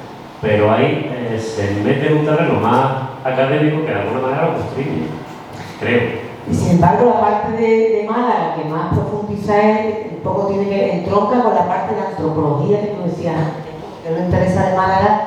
Las costumbres, las tradiciones, el paisaje, la historia, por supuesto, con lo de Tarteso, etcétera, ¿no? O sea que... Sí, yo creo que tiene un amor tremendo a su tierra, ¿no? Y se nota, bueno, ha escrito un texto maravilloso sobre su infancia, que es la introducción a Pizzicato, ¿no? Que autobiografía, El agua de rosas, que es una maravilla de texto, donde se nota, bueno, se resuma el texto, ¿no? Ese amor a su tierra. Yo creo que efectivamente es un autor andaluz ante todo, ¿no? Eso, es que hay una cosa que yo la tengo muy registrada y me gusta citar. Espérate, si no, al fondo no te... Que una cosa que la tengo muy registrada y la intento meter siempre donde puedo porque me impactó mucho, porque claro, me pasa igual, que había en una entrevista luego con la había dicho, creo que a Juan Hurtado, puede ser, en una entrevista, le había dicho, mira, la vida es comerse un espejo en la playa y lo demás son tonterías, o algo así. Y está oliendo de mientras el mar, eso es lo que al final tienes que hacer, no sé qué, no sé cuánto. Que sí que tiene mucho de esa parte performática que yo creo que él tenía, ¿no? Porque él iba pues, casi haciendo un personaje, yo creo, por la vida. Pero, pues igual que sus obras, ¿vale? Sí, hay parte de performance, pero es que también hay mucho de verdad en eso, ¿no? Ese carácter vitalista, de disfrutar de la sensorialidad, pero al mismo tiempo de decírtelo de esa manera tan artificiosa. A lo mejor te sueltas esa frase y después te dice una verborrea rarísima. Es verdad, y además, bueno, yo le recuerdo perfectamente que es verdad que era una persona muy extravagante, muy excéntrico en su salida, muy genial, y eso, aunque la que yo por ejemplo era muy joven cuando lo conocí tal, pues no puede saber lo que sé hoy de su personaje, de su obra, pero sí intuía que estaba delante de alguien muy especial. Pero fíjate, ahí se hablaba del curso de la cultura, en la ponencia que dio Carmen Calvo, hablaba de filosofía, ¿no? Y decía, la cultura es todo lo que ocurre entre esto y esto, es decir, en definitiva entre la vida y la muerte, ¿no? O sea, es entre lo que pensamos, aquí hemos venido, de dónde vengo y después de esto, ¿dónde voy a ir? Es decir, que pues en ese interín, en ese espacio donde se produce la cultura y todo, es donde hay gente que opta por eso que dice Miguel. Al final es como un espejo oliendo el mar. Y ahí está reivindicando pues el ahora, el presente, la pasión por las emociones, por los sentidos, ¿no? Yo creo que eso es lo que hay después, como dice M, que es chulo, ¿no? Después voy, te dar una relata y hago una revuelta de lenguaje, ¿no? Claro. Sí, esta obra tiene mucha dirección de cara a la condición humana, ¿no? Y también, bueno, ya he apuntado alguna vez la referencia a Rabelais, que era un erudito también como Romero Esteo, pero que se las arreglaba también para, como dice Bakhtin, rebajar lo espiritual. Rebajar lo espiritual es conectar con el espeto en la playa de Málaga. Exactamente eso, exactamente. O la belleza de la pálida flor, cosas que realmente merecen la pena. porque los lo demás, cuerpos, la belleza. lo demás es muerte y tragedia, porque Claro. nuestra condición es fundamentalmente trágica, como dice Nietzsche, ¿no? Que todos vamos a morirnos pronto. Ya está, vean. Eso hay que pasarlo bien. Ana, hay que pasarlo bien con respeto, lo demás. Ana, ahí todavía ya no, ¿no? Esa conciencia de, en el caso de yo andaluz, supongo que también era consciente en aquella época, sobre todo más, ¿no? Por eso se pega quizás Escurial a todo el movimiento de la autonomía, porque no existía todavía una conciencia de ser andaluz o reivindicar, hablo andaluz y soy, en este caso, bueno, sevillana, más bien, ¿no? Con nuestro acento seguimos ahí, ¿no? Seguimos ahí dando pasitos. Afortunadamente, yo desde la interpretación me considero muy afortunada porque yo no he interpretado el tópico andaluz cuando Solas tiene tantos años ya, ¿no? Pero después he hecho... La Mari, quizá el personaje de la Mari... Nunca he hecho el tópico. No. Y el tópico ya se ha roto. Ya se ha roto, afortunadamente. Ya los actores pueden... que yo creo que un actor tiene que saber trabajar sin acento, pues si te da una de Madrid pues tendrás que hacerlo, igual que si te dieran una gallega deberías hacer con acento gallego, o una catalana, y si puedes aprender los idiomas mucho más, ¿no? Todo suma, ¿no? Y lo que suma está bien. Pero ya en tópico ya hay, en ficción ya hay abogadas que son andaluzas, ya hay profesionales que son andaluzas o andaluces. Pero cuando yo empecé, todavía la mujer era la criada que además tenía que tener gracia, ¿no? Y yo en la película Solas, creo que no está dentro del tópico, esa mujer puede pertenecer a cualquier lugar del mundo. Y luego pude hacer, pues en una película en Venezuela, hice una inmigrante andaluza en Chacao, que era peluquera, o sea, un personaje precioso. Luego he podido hacer otra andaluza en La Mari, que es para mí uno de los personajes más hermosos que yo he podido hacer. Una inmigrante andaluza en Cataluña, ¿no? Que además Cataluña está conformada por los charnegos, que es un pueblo que es curioso, como se da la vuelta en la historia y no aprendemos, ¿no? No sé, es una historia que habla de abrir puertas y ahora parece que está todo cerrado, ¿no? Entonces he hecho una abogada andaluza, o sea, pero ha costado y sigue costando. Fíjate que mi marido trabajó en turismo andaluz, ¿no? Y se vendía Andalucía por todo el mundo. Y eran unas ferias con unas casetas que parecían las casetas de feria. Y cuando hacían las locuciones, curioso, porque se decía, bueno, en andaluz, pero ¿qué andaluz? Porque está el andaluz de Málaga, está el andaluz de Sevilla, el de Jaén, incluso en Sevilla, yo soy de Sevilla, yo soy de un pueblo de Sevilla, y mi madre es de Bormujos. De mi pueblo, que es Valencina, al de mi madre hay creo que 12 kilómetros, y en Bormujo cecean y en Valencina no. En Bormujo es el pueblo de Juan Diego. Y Juan Diego habla por la y además en Bormujo con una musicalidad muy distinta. Por eso yo creo que este autor, es que nosotros somos una tierra de música. Nuestro acento es música. Se escribe, pues claro, no vas a meter lo que llevan en las tripas, ¿no? Entonces, la conclusión que se llegaba a eso, porque se hacía sin acento. Mira, eso que has dicho de música, de pronto se me ha ido de las lecciones y está ahí en un pedazo de museo como Antonio Medellín. Me ha recordado que se ha visto alguna vez en un espectáculo de Raúl Rodríguez, como de Antonio Encino, que él es antropólogo, hizo Martillo, Raúl, es antropólogo, y él habla precisamente, eso troncaría un poco con la musicalidad de Miguel Romero, con la música. Hace un estudio hacia atrás de todas las fuentes, la riqueza musical, las raíces, las mezclas, ¿no? De la música, de todas las culturas y todas las cosas que han pasado por aquí. Yo supongo por esa pasión de Miguel con los verdiales, ¿no? Porque los verdiales son anteriores, incluso más antiguos que el flamenco, ¿no? Antes que el origen del flamenco no se sabe además el origen de los verdiales, se tocan con pueblos romanos,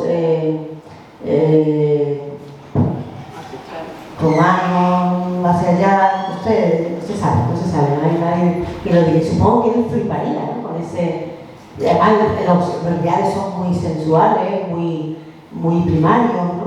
Bueno, yo creo que la lengua es música en Romero Esteo, porque fundamentalmente es un poeta, ante todo, ¿no? Y entonces yo creo que en todas sus obras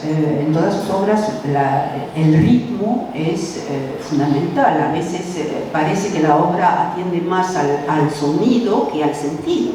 Muchas veces las asociaciones en el discurso se hacen mediante analogías fónicas y no semánticas, ¿no? Y entonces es una especie de ritmo que tiene que ver con la lengua, con los cuerpos, pero también con los instrumentos de música. Y esto nos lo va a demostrar luego Javier, que lo hace muy bien. Oye, hay dos grandes etapas literarias, ¿no? En Miguel, los dos grandes para para entenderlo, que son la parte de la época de las grotescomaquias y las tragedias, ¿no? ¿Es el mismo Miguel Romero Esteo evolucionando o son, mira, se ríe, porque es buena pregunta, ¿eh? o son dos Miguel Romero Esteo absolutamente diferentes? ¿Evolución o diferencia? Lo comentamos ayer, por eso nos ¿sí? Yo creo que es el mismo Miguel, ¿no? Un Miguel con una cara más juvenil, más agresivo, más transgresivo, más que es el de las grotescomaquias, pero sigue siendo el mismo Miguel en las tragedias, y porque encontramos una serie de elementos que son idénticos en las piezas. Por ejemplo, el hecho de que los personajes no sean personajes singulares, sino personajes colectivos, ¿no? Esto se da tanto en la primera etapa como en la segunda. El tratamiento de la lengua, que es un tratamiento muy estilizado, ¿no? Muy estilizado. Yo hasta creo que el lenguaje popular se lo inventa él para ennoblecer lo popular, o sea que no utiliza precisamente los giros populares soeces de la calle, sino que se inventa, como hace Lorca de la primera parte popular, se inventa incluso formas sintácticas que no tienen nada que ver con lo que se suele decir por la calle, ¿no? Y luego, bueno, lo había apuntado también, lo antropológico, ¿no? También las pasiones, porque tanto en la primera etapa como en la segunda, la temática de la obra no es la revolución, ni la lucha contra la dictadura, ni nada de esto. La temática son las pasiones humanas, ¿no? ¿Y qué más? La ritualidad, que se encuentra también en las dos etapas. La ritualidad son, bueno, rituales festivos, grotescos, cómicos en la primera etapa, y luego rituales mucho más serios, mucho más solemnes. Pero en definitiva la importancia del rito, ¿no? Pero bueno, hay tantos elementos de conexión que no se puede decir que hay dos Romero Esteo, ¿no? Para mí hay uno solo, ¿no? ¿Tú lo compartes, Ramón? Sí. ¿Y tú, Elena? Bueno, otra cosa, la repetición. Es un lenguaje muy repetitivo. ¿Por qué es repetitivo? Porque la repetición impide que la palabra se inscriba en un flujo temporal. Es una manera de parar el tiempo, repetir. Repetir impide la fluidez temporal y entonces conecta con un tiempo que es un tiempo mítico, un tiempo del eterno retorno. Fíjate que sabiduría, hablamos de los mantras, eso es lo que hace un mantra, a base de repetirlo, fija el tiempo, te fija en el presente, en el aquí y la ahora. Y es muy andaluz.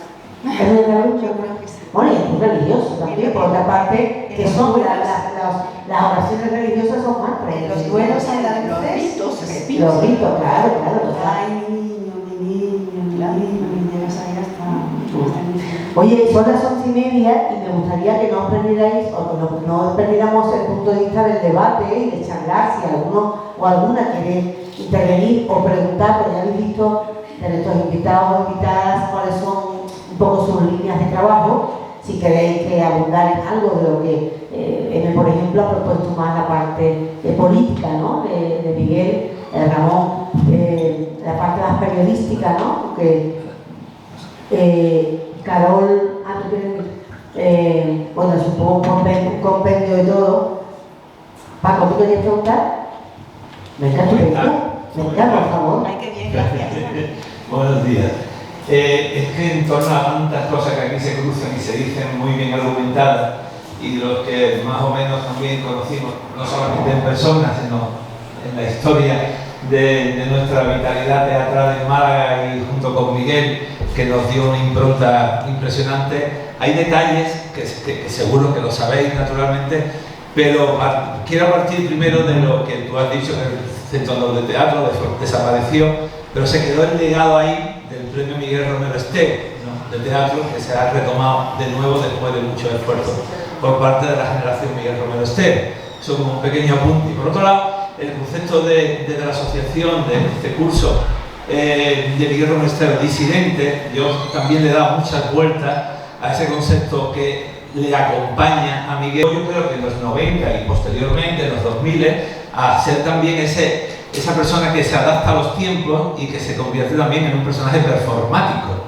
de ser contestatario en lo personal y en lo, inclusive en sus conferencias rompía los moldes y ya no decía nada, simplemente hablaba y entre lo vulgar, lo erudito que nos soltaba o soltaba a todos los auditorios, pues situaciones de erudición absoluta en su conocimiento, ¿no? Pero lo rompía también con palabras soeces y todo un argumentario repetitivo, ¿no?, como performático. E inclusive recordar cuando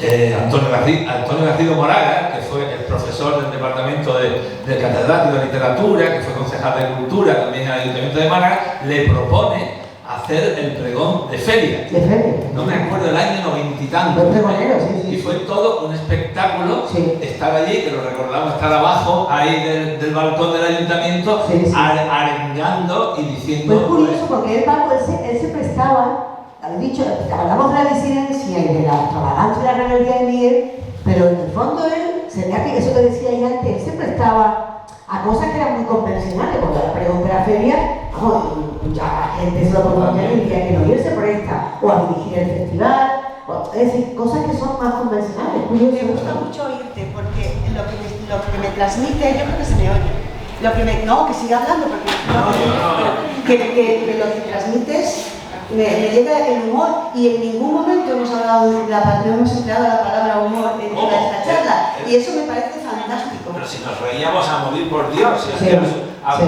ocupaba el espacio vital en el que podíamos estar 2, 3 o 10 personas y ya no decíamos nada 2, 3 y 4 horas. En silencio absoluto, porque él era, y claro, levantaba más la voz y estábamos comiendo boquerones o estando en la playa o en cualquier sitio, eso lo sabemos perfectamente. Él terminaba dando una arenga y haciendo cosas. Era un personaje, tal cual la persona. Personaje, o lo que viene del latín, lo que significa esa máscara, que la representaba, y él se subía porque le gustaba esa actuación en el que era el protagonista único. De hecho, por eso que dice, ¿no?, que él siempre mencionaba que cuando estuvo en el colegio como que hacía siempre de los malos y eso cuando era chico, ¿no?, y que le encantaba. Decía, a mí lo que me gustaba era de repente ser el malo y que todo el mundo me gritara y me dijera, no, no haga eso, y él como que me da la sensación, yo es que no lo conozco, por desgracia no lo conozco, me encanta conocerlo, verdaderamente, porque es que me fascina, ¿no? Claro, estaba mirando, me fascina. Rafa estaba mirando la fecha de los adoptivos, fue en 2013, pero es que entonces concejal de cultura de la Río Morana, y eso le pega mucho, claro, yo me extrañaba, y digo, es raro, tenía con el gobierno de izquierda, pero estaba tanto de también un tío muy culto. Paso doble, vamos, había un momento que me reí muchísimo, luego salí fatal. ¿La ves Caneda? Fue Caneda, cuando se le entrega la medalla de oro y se... No. Bueno, ya está ahí, no comenta, que manda. Perdón, es que hice la ya era por el dato, pero bueno, está bien, pero... hicimos la gestión, entonces por respeto a lo que le corresponde, ¿no? Claro, bueno, sí que me estaba hablando.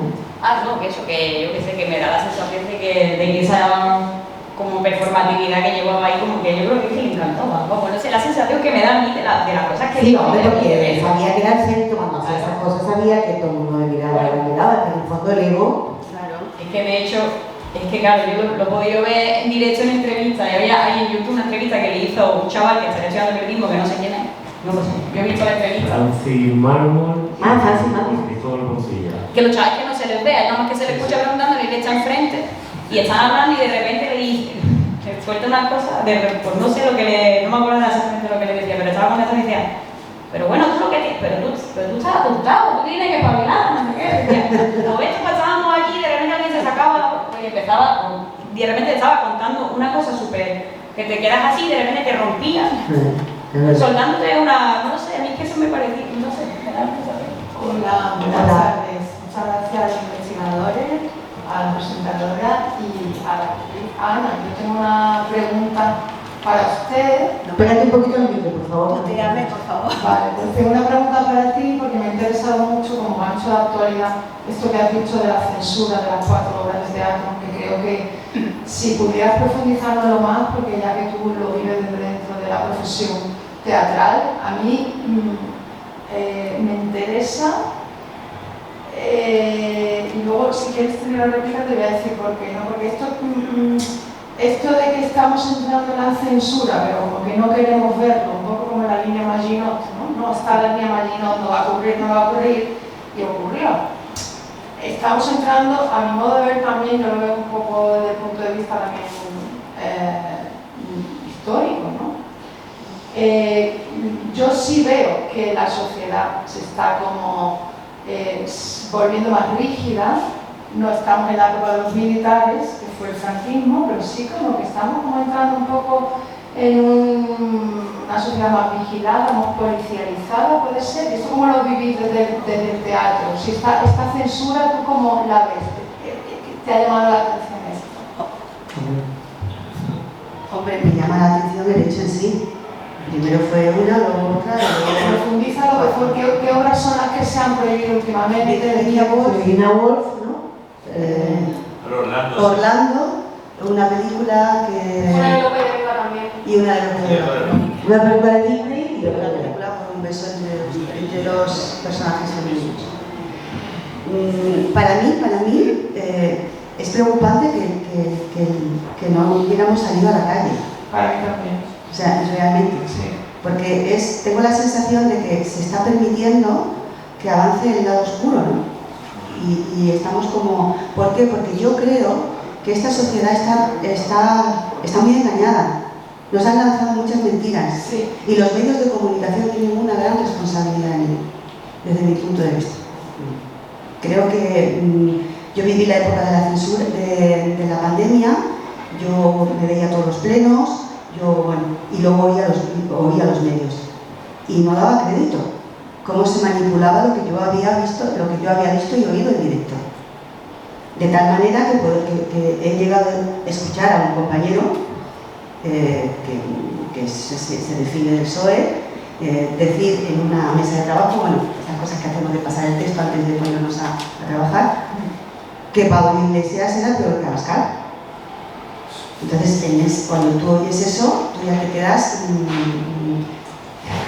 con la alarma de qué está pasando. Y todo, para mí, tiene mucho que ver con la falta de información. Y la falta de información es cultura. ¿Qué ha pasado con España? Que el nivel cultural está bajando cada vez más.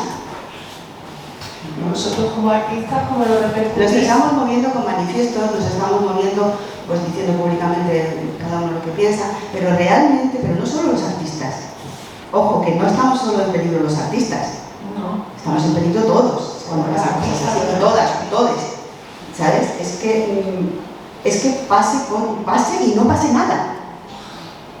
Es que es increíble y no pasa nada. Estamos no viéndolo, pero realmente yo también lo siento, ¿no? Que la sociedad, todo como estamos regulados, va siendo cada vez más estricta, pero además con una progresión muy rápida. Pero también te digo que acabo de terminar un montaje en el Teatro Español de Madrid, Ayuntamiento de Madrid ya sabemos y Comunidad de Madrid ya sabemos, de Boro Vallejo, que es una obra que escribe en el 70, por supuesto en contra del franquismo, situada en los últimos años de Goya antes de irse a Burdeos. Y en esa obra se dicen cosas que son de ahora y el teatro está oyendo. Por eso hablo de la importancia también de nuestro posicionamiento. Hablado de bueno, me he acordado. Tú tenías también la investigación hecha sobre la creación de Miguel Montiel con los autores, ¿no? Sí. ¿Sí, no? ¿O tú, Ana? Bueno, algo sí, algo he visto, pero... Con otros autores, ¿no? Sí. Entonces se daba fatal, o sea, igual, eso ya de todas formas, el Melón lo ha abierto M hace una hora o así, que es la cultura de la transición y cómo posiblemente el valor de la institución cultural se ha venido degradando en la sociedad española, pero a un nivel muy preocupante. Traigo el prólogo del Pizzicato, es muy representativo porque la página 14, o sea que al principio Romero Esteo lo dice claro. Y la cosa resulta lerda porque la izquierda de la cultura coincide con la extrema derecha en la cosa primorosa de rechazar amorosamente a la criatura. Y la cosa resulta de aterrarnos porque a lo mejor es que la izquierda de la cultura no es más que una forma elegante de la derecha y la literatura. Y nosotros aquí sin enterarnos. Por ahí yo quería solamente hacer completar la referencia que hizo Carol de la revolución de la tortilla de patatas, manifestando la posición disidente también incluso en contra de la revolución, ¿no? Entonces la frase que se decía en parafernalia era: estamos estamos a favor de la revolución bien entendida, que es darle la vuelta a la tortilla y volver siempre al punto de partida. Eso era, entonces era para completarla. El punto de partida se referiría a los orígenes, nunca a la otra parte de la tortilla, ¿verdad? A la no revolución, claro. Es decir, una revolución para cambiar las cosas y al final no cambia nada. Claro. Y si se está en una situación... Tampoco estoy de acuerdo. No estoy de acuerdo, yo creo que las revoluciones han cambiado cosas porque estamos mejor que en el siglo XIII. Pues no estoy de acuerdo con Miguel, pero lo que la frase quería decir era eso. Sí, digo que no creía en la revolución. No, sí creo en la revolución. Como así... Bueno, no, pero sí. Bueno, ¿qué iba a decir? No, que bueno, respecto a la revolución, que yo en ese momento también, yo creo que él, por eso yo a mí me gusta pensar que él sí que es revolucionario, pero no en el sentido de revolución, como él la entendía, un poco del marxismo heterodoxo, que era que en ese momento en España había calado más como posición antifranquista, que ya iba por otro lado, que ya iba por delante de eso, ¿no? A lo que se refería, creo, Carol, pero él creo que, por lo que yo tengo entendido, rechazaba un poco esa idea de una revolución impuesta tal y como se tenía que hacer, ¿no? Porque ahí le decían, no, pero es que esto no es revolucionario, esto no es tal, esto no, porque no se le entiende, porque lo que tiene que hacer es como se dice, pero es que la gente no es tonta. Si lo tratas como tonto, van a ser tontos, si no, no. Y yo no creo que fuera... Pero para mí eso no es apolítico. Simplemente es una forma de política que ni siquiera se planteaba a la gente en ese momento todavía. Es la sensación que a mí me da. Sí, es que tengo que corregir, me he dado cuenta ahora de una cosa, porque claro, hace ya tantos años, fui para Fernalia. El sentido, tienes razón, Ana, el sentido es que quien decía esa frase era un personaje fascista, totalitario, y es el que defendía la revolución bien entendida. Claro, que se va a intentar una revolución, pero en realidad vamos a volver al punto de partida. Hay que tener en cuenta quién es el personaje que lo dice. Sí. Por ahí hay una palabra. Sí, buenos días. Yo quiero aprovechar ya que aquí filólogo, hace unos meses he leído Tartessos y sinceramente me ha quedado exhausto. Me ha requerido un esfuerzo realmente muy grande su lectura, ¿no? Aparte que he disfrutado muchísimo. Y quería saber si alguien puede contestarme qué base filológica tiene la lengua de Tartessos que aparece en esa obra. Si hay una base, se la inventa, no sé, a mí me recuerda mucho a Euskera, no sé si Pagón o Gracias. Está hablando de la lengua, ¿no? Sí, pero ¿cuál es la base filológica? Sí, yo creía al principio lo que se decía, lo que decía todo el mundo, es decir, que lo de Romero Esteo era más bien estrafalario, ¿no? Cuando decía, por ejemplo, que había hecho una transliteración de las estelas tartésicas y que todo esto, bueno, estaba inventado y tal, ¿no? Y luego escuché a unos lingüistas que están en la web, ¿no? Que trabajan sobre la lengua tartésica y resulta que los sonidos que han sacado de las inscripciones estas pues se parecen muchísimo a lo que pone Romero Esteo en sus coplas escritas en esta lengua inventada. Así que, bueno, también está el vasco y el etíope o el etíope. Entonces hay tres fuentes que se parecen lingüísticas, ¿no? Pero que, bueno, ahora no me parece tan estrafalario decir que efectivamente ha hecho esta transliteración y que esto tiene una fuente fehaciente, digamos, ¿no? O sea, euskera En su biblioteca personal sí que tiene libros con la transliteración de la epigrafía liberotartesia. Y después sigue a Francisco Villar, que siempre lo mencionaba como máxima autoridad europea, el CSIC, creo que es, ¿no? Y entonces lo mezcla con su conocimiento de euskera, por cierto, no se ha dicho, pero viene a colación con la posición política de Romero Esteo, su apellido. Romero Esteo es José Miguel Romero García de nacimiento. Esteo es el apellido de la abuela paterna, y en una carta a su editora francesa se inventa la etimología, pero es verdad que Esteo en euskera viene sobre la base de es, que es no. Dice, de tal manera que mi apellido significa una negación radical. Absolutamente contrario. En todo caso, en varias obras encontramos trozos escritos en vasco, ¿no? En bricolaje, ¿no? Por ejemplo, ¿sí?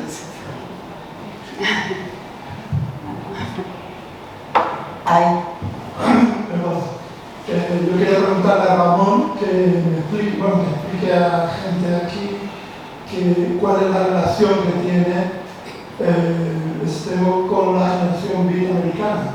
Ya sabéis que es lo que me interesa. Sí, bueno, pues tú sabes probablemente de la generación beat mucho más que yo, vamos, seguro.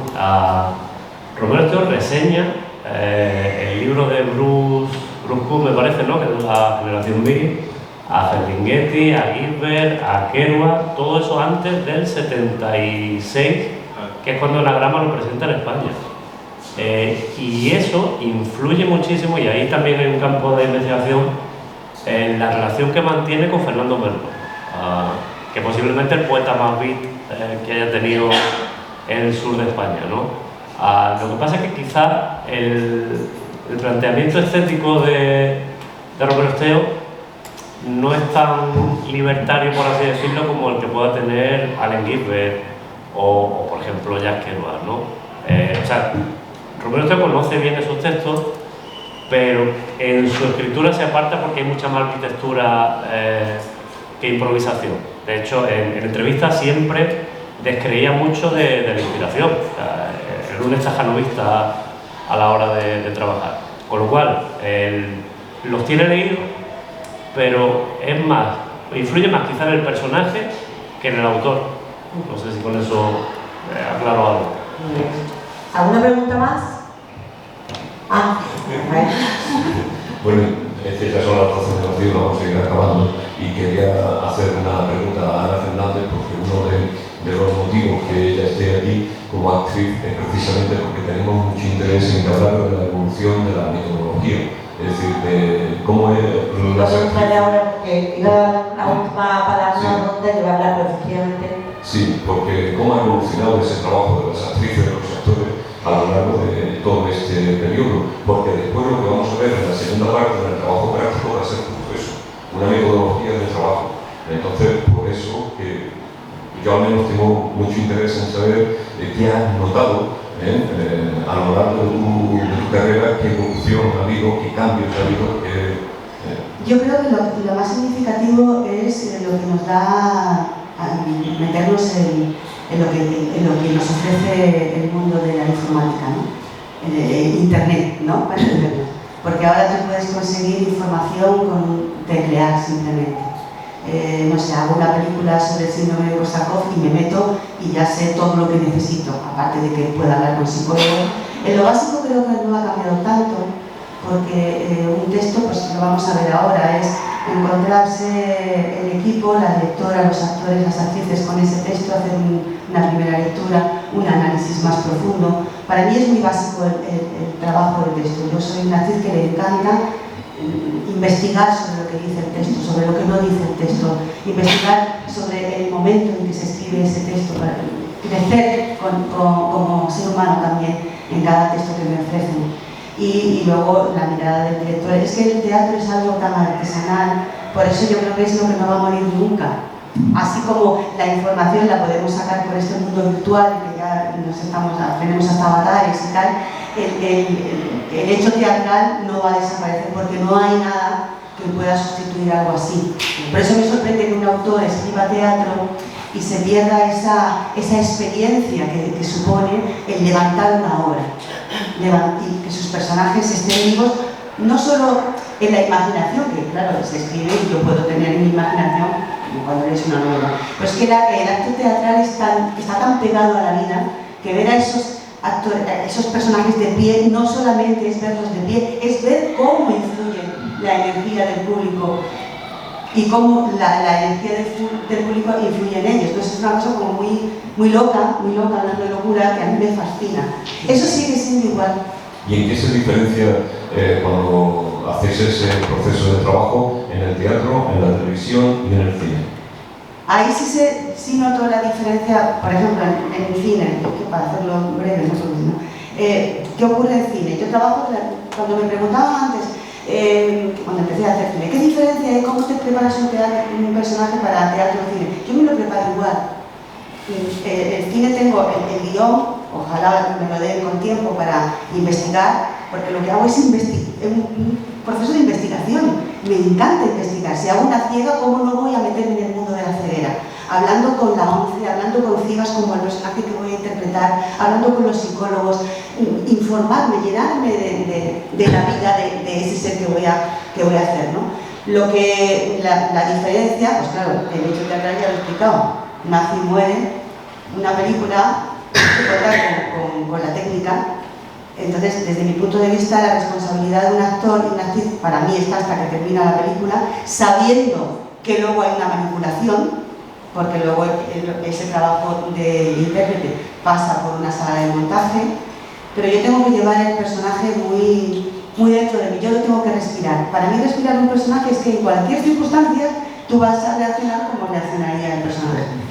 Y tener muy claro, si lo tienes ya muy trabajado, el rasgo emocional. Porque el cine lo que nos lleva también a nosotros es pues a saltar en el tiempo.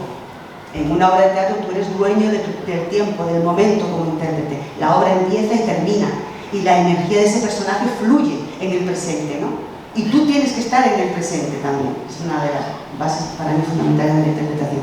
El cine tiene que estar en el presente, pero en trocitos de secuencias que además van rodadas en días alternos que no tienen nada que ver con la cronología, ¿no?, de la historia.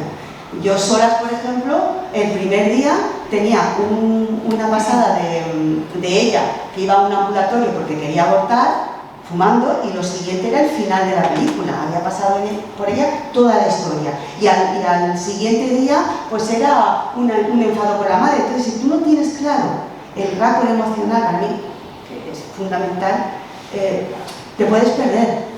Y aunque yo confíe, porque hay que confiar en la técnica que te ofrece el cine, en la script, por ejemplo, que es la encargada de esto, que es un personaje dentro de una producción complicadísimo su trabajo, tiene muchísima responsabilidad y siempre ha sido de las peor pagadas, porque además la mayoría de las actrices son mujeres, también va cambiando un poquito eso, pero yo no me fío solo de ella, yo tengo que tener la responsabilidad mía, es esa, entonces tener claro el rasgo emocional. Y en las series de televisión es otra cosa, porque si haces un culebrón te dan el personaje un poquito, un día, y al día siguiente lo que has hecho antes se cambia, te muere. Y es una locura, ¿no? Pero más o menos, bueno, como dice Rafa, esa parte ahora la veremos reflejada en la práctica, pero nos quedan 3 minutos y me gustaría que pues todos dijeran, para rematar un poquito la mesa redonda, pues ese minuto de gloria de cada uno, ¿no? Que no se quede algo si te sigue, luego te va a tocar si se quede. La moderadora te dio interés y no me ha preguntado. Así que por favor, Ramón, el minuto de Miguel Romero, disidente. No va a ser ni un minuto, van a ser 30 segundos. Yo pensaba que la persona Romero Esteve tapaba la obra Romero Esteve. Cuando se deciera, eclosionaría la obra, se representaría, pero no ha sido así. Entonces, bueno, la tarea que nos toca es reivindicar a una persona de talla intelectual posiblemente al nivel de los grandes divulgadores europeos de la cultura, es decir, realmente que España no sé si se merece a la vista de cómo lo ha tratado. Entonces, bueno, igual no se ha dado cuenta, pero bueno. Sí, eso. Claro, que sea tarde, por lo menos que hagamos algo. O sea, para ti el titular sería: estamos ante una figura de una talla grandiosa, internacional, comparado a los más grandes de la literatura. Muy bien, muchísimas gracias a vosotros. Emi Aguilar, tu libro. Yo voy a recobrar un poco lo que ha dicho Paco, ¿no? del humor, que para mí el humor es una cosa súper fundamental, porque además el humor se basa en la complicidad, que no tiene que ver con ningún sistema arreglado de hecho al contrario, es la complicidad que a veces no te sale, te desvías, ¿no? Del discurso, y el otro te entiende y te ríe. Y yo creo que yo al principio lo pasaba un poco mal, bastante mal leyendo la parte de Miguel, porque no entendía nada. Y ahora la releo porque vuelvo a ella y me veo riéndome y lo disfruto. Y lo que me genera un poco de contradicción es el placer que me da reírme por entenderla, y también que algunos de los chistes que hacen esas obras hoy generarían risas porque generarían publicidad. Y eso es lo que creo que hay que vigilar también, y precisamente por eso reivindicarlo, porque son obras que se escribieron entre el 65, 60-70, en una época muy diferente, y que a día de hoy todavía pueden apelarnos y que nos apelan. Bueno, pues mucho mejor hacer el humor que la obra. Mejor. Ana. Yo que se tiene que representar, O sea, sí, lo dejo. Hay que representar a Romero Esteo, es que estoy muy cansada, perdón. Y Tartesos, que es tan complicada, pues que lo pille una directora o un director, que si se tiene que limpiar un poquito el texto a él, que era tan irreverente, no le va a importar, que lo haga comprensible, que lo haga cercano, y que haga que el espectador trabaje también, que el espectador sea activo y trabaje está muy bien. Bueno, pero que se represensos. Carol, si eras tú como la mayor experta en la Yo confío en que esta obra se vaya a representar algún día, no sé cuándo, pero creo que contiene demasiados elementos para el futuro, como puede ser, por ejemplo, la dimensión performativa que tiene, que todavía no se ha explotado, no se ha explorado suficientemente, ¿no? Luego la carga rítmica de la lengua, que me parece imprescindible, ¿no?, para entender toda esta obra. Luego el pensamiento arborescente del que hablaba antes, y que hace que se borren todas las jerarquías entre la mente y el cuerpo, entre lo alto espiritual y lo bajo corporal, entre lo apuntado, la naturaleza y la cultura, ¿no?, porque yo creo que va borrando todo esto, también la jerarquía entre lo cultural y lo popular, lo popular y lo culto, ¿no? Y todos estos elementos son elementos que realmente sitúan a Romero Esteo en el proscenio, me parece, de la cultura contemporánea, y por eso creo que algún día se representará. Y vamos trabajando a tenor de esto que dice Ana Fernández, el problema de las tragedias para su escenificación es la larga duración de sus textos. Entonces, Tartesos, en la versión reducida que el propio Miguel realizó para la clausura de la Expo en 1992, dura 7 horas y media.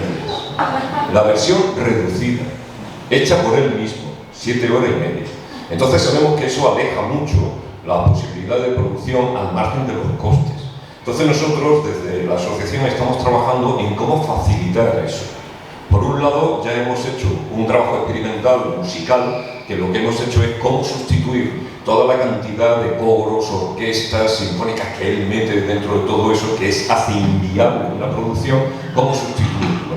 Y hemos encontrado la combinación con la música electrónica, la música arcaica y la percusión, que con esos 3 elementos musicales responde una estética que garantiza las atmósferas trágicas y dramáticas que él plantea en sus tragedias. Entonces ahí ya hemos conseguido avanzar mucho. Y después hemos hecho otro experimento que ha consistido en su tragedia Norax, Rey de Reyes, uno de los reyes tartesios.